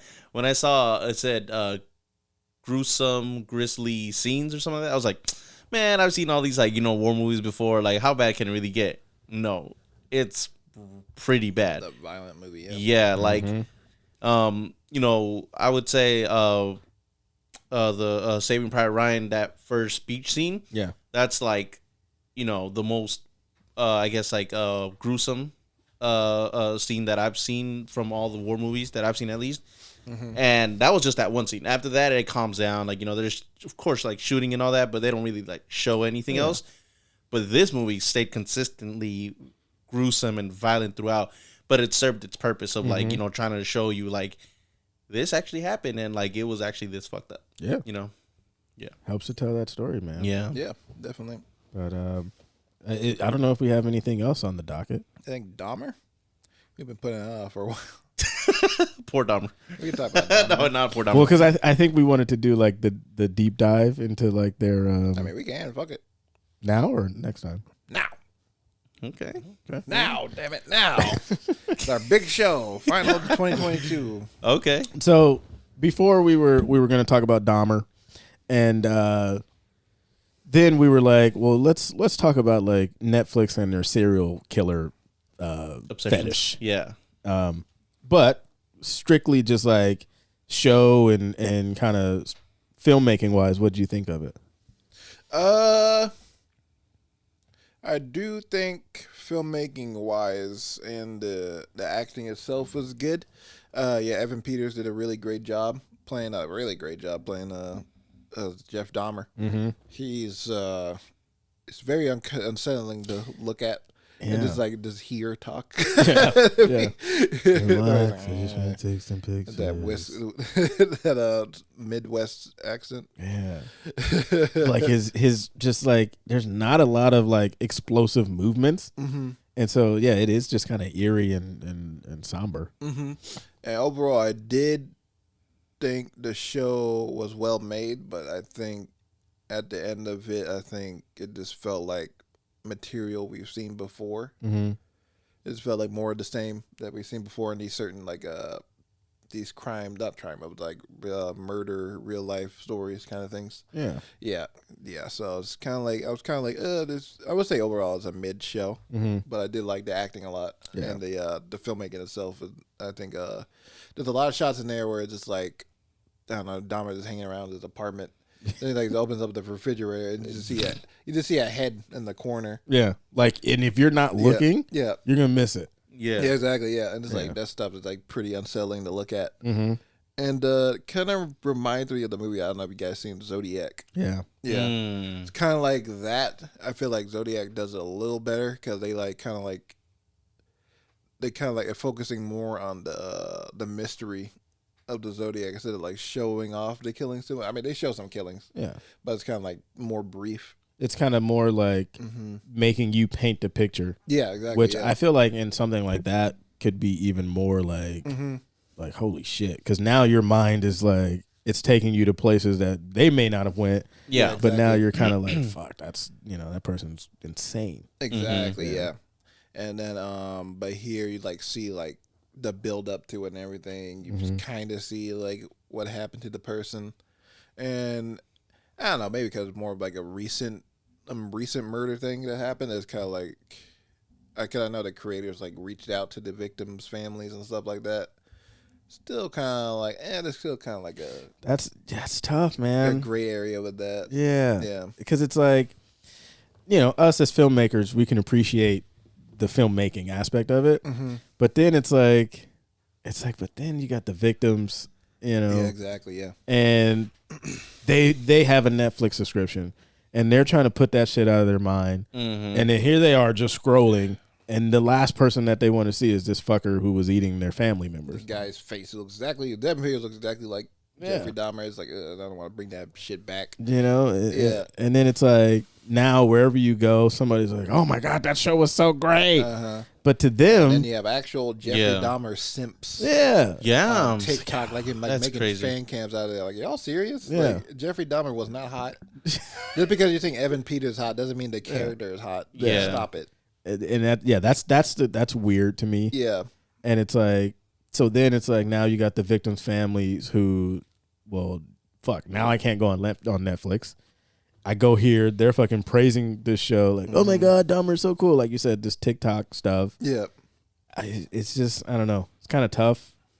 I don't know if I would want to make like a real life serial killer type thing. Like, and if based it's on like something real. yeah, or something. based on something real. Like, obviously, if it's made up, that's cool. Exactly. You know, because nobody's like affected by that. But Exactly. Yeah. I don't know. It's just kind of hard to watch it, knowing like And I think it brings more power to Jeffrey Dahmer's like whole legacy too, in a way. Because it's like the thing that I love about Quentin Tarantino's movie Once Upon a Time in Hollywood. yeah, Cause I remember when that was being developed, and then it was gonna and the whole thing about it being like set during the Manson family murders. Everybody was like, "Oh Lord, Tarantino's gonna handle this. It's gonna be terrible." So it's like, you know, because you know how Tarantino is with the extreme violence and all that stuff, and everybody's just like, "Oh no," and that's the real life murder of Sharon Tate. Like, "Oh no, this is gonna be distasteful and everything." right. But here's the thing that he did in the movie, because it's like he could have easily been like showed that murder happen and then make the Manson family more scary than they actually were, because to me they were just a bunch of dumb hippies just being manipulated by this failed musician. yeah, And but the thing is because they did have their scary moments earlier on in the movie. Yeah. And then when they actually get to the murder part, I remember in theater watching it, everybody just kind of like really quiet, being like, "Oh no, it's gonna happen." Yeah. They're like walking up to the house and stuff. And then instead of going to Sharon Tate's house, they go to Brad Pitt's house. Yeah. And then Brad Pitt's high off his ass, and he's like, "I remember you. You were on the farm." And then he's looking at Elvis.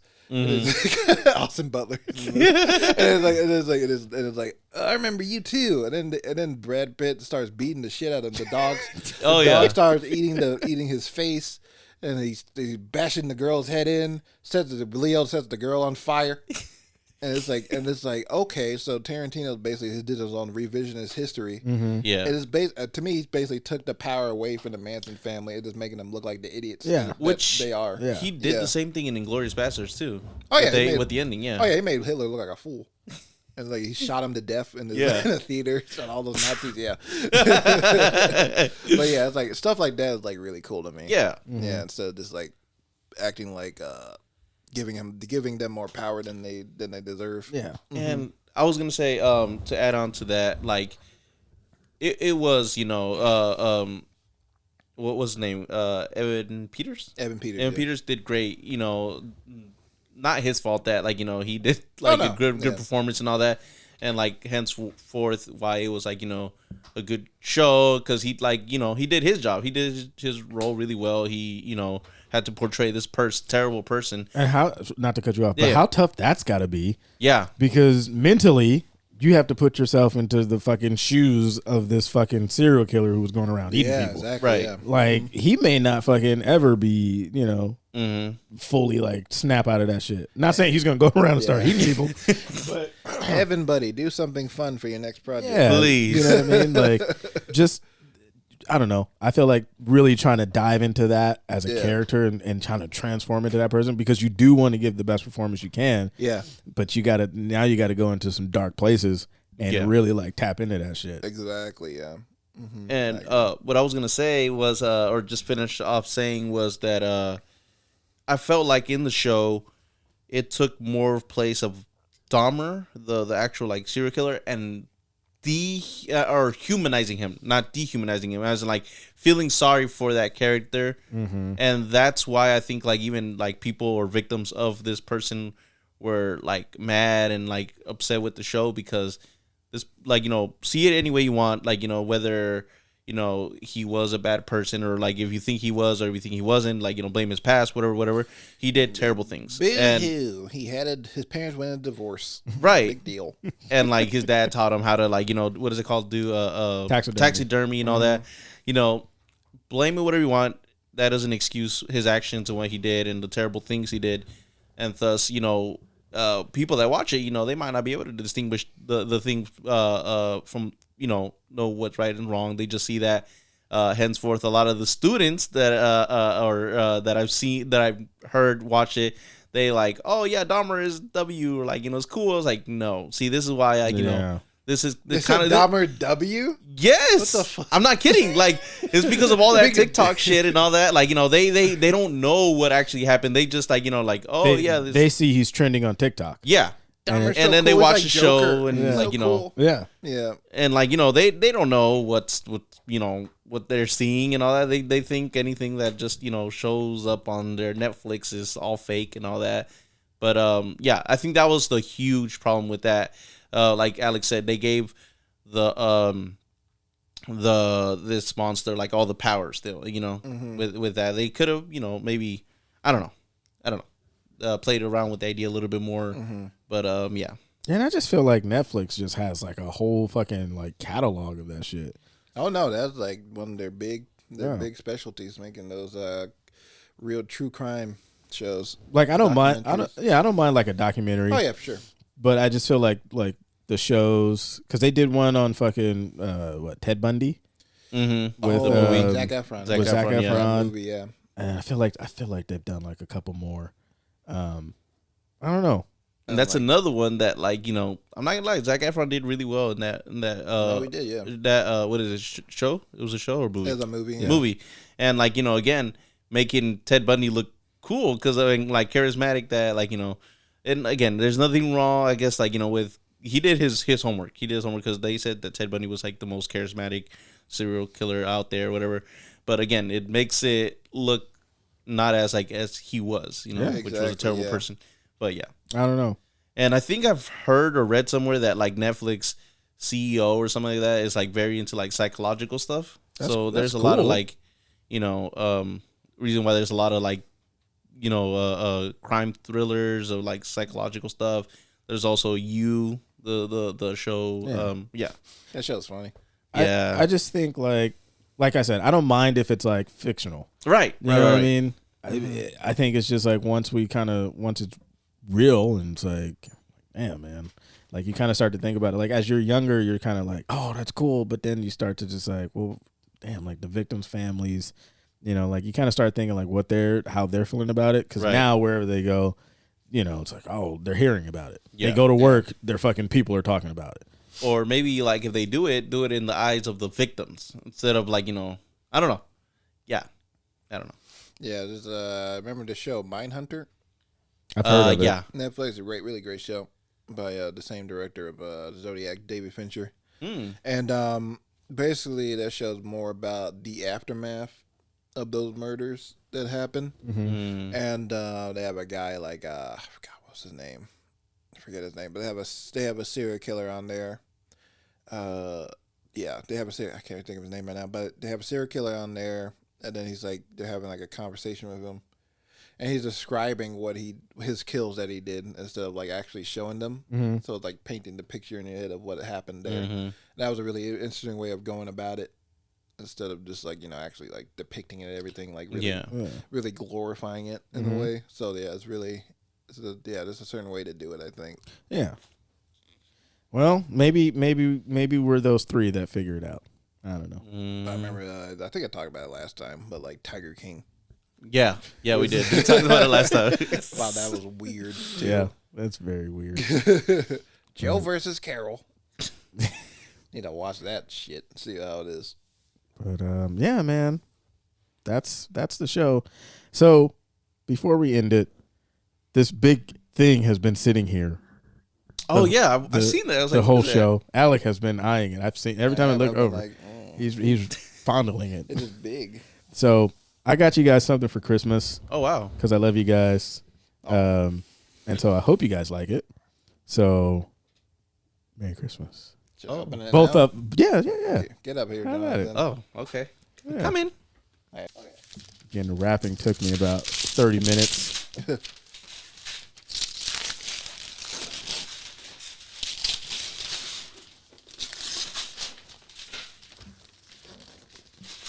So, a couple of weeks ago, as they're opening it, I'll wait.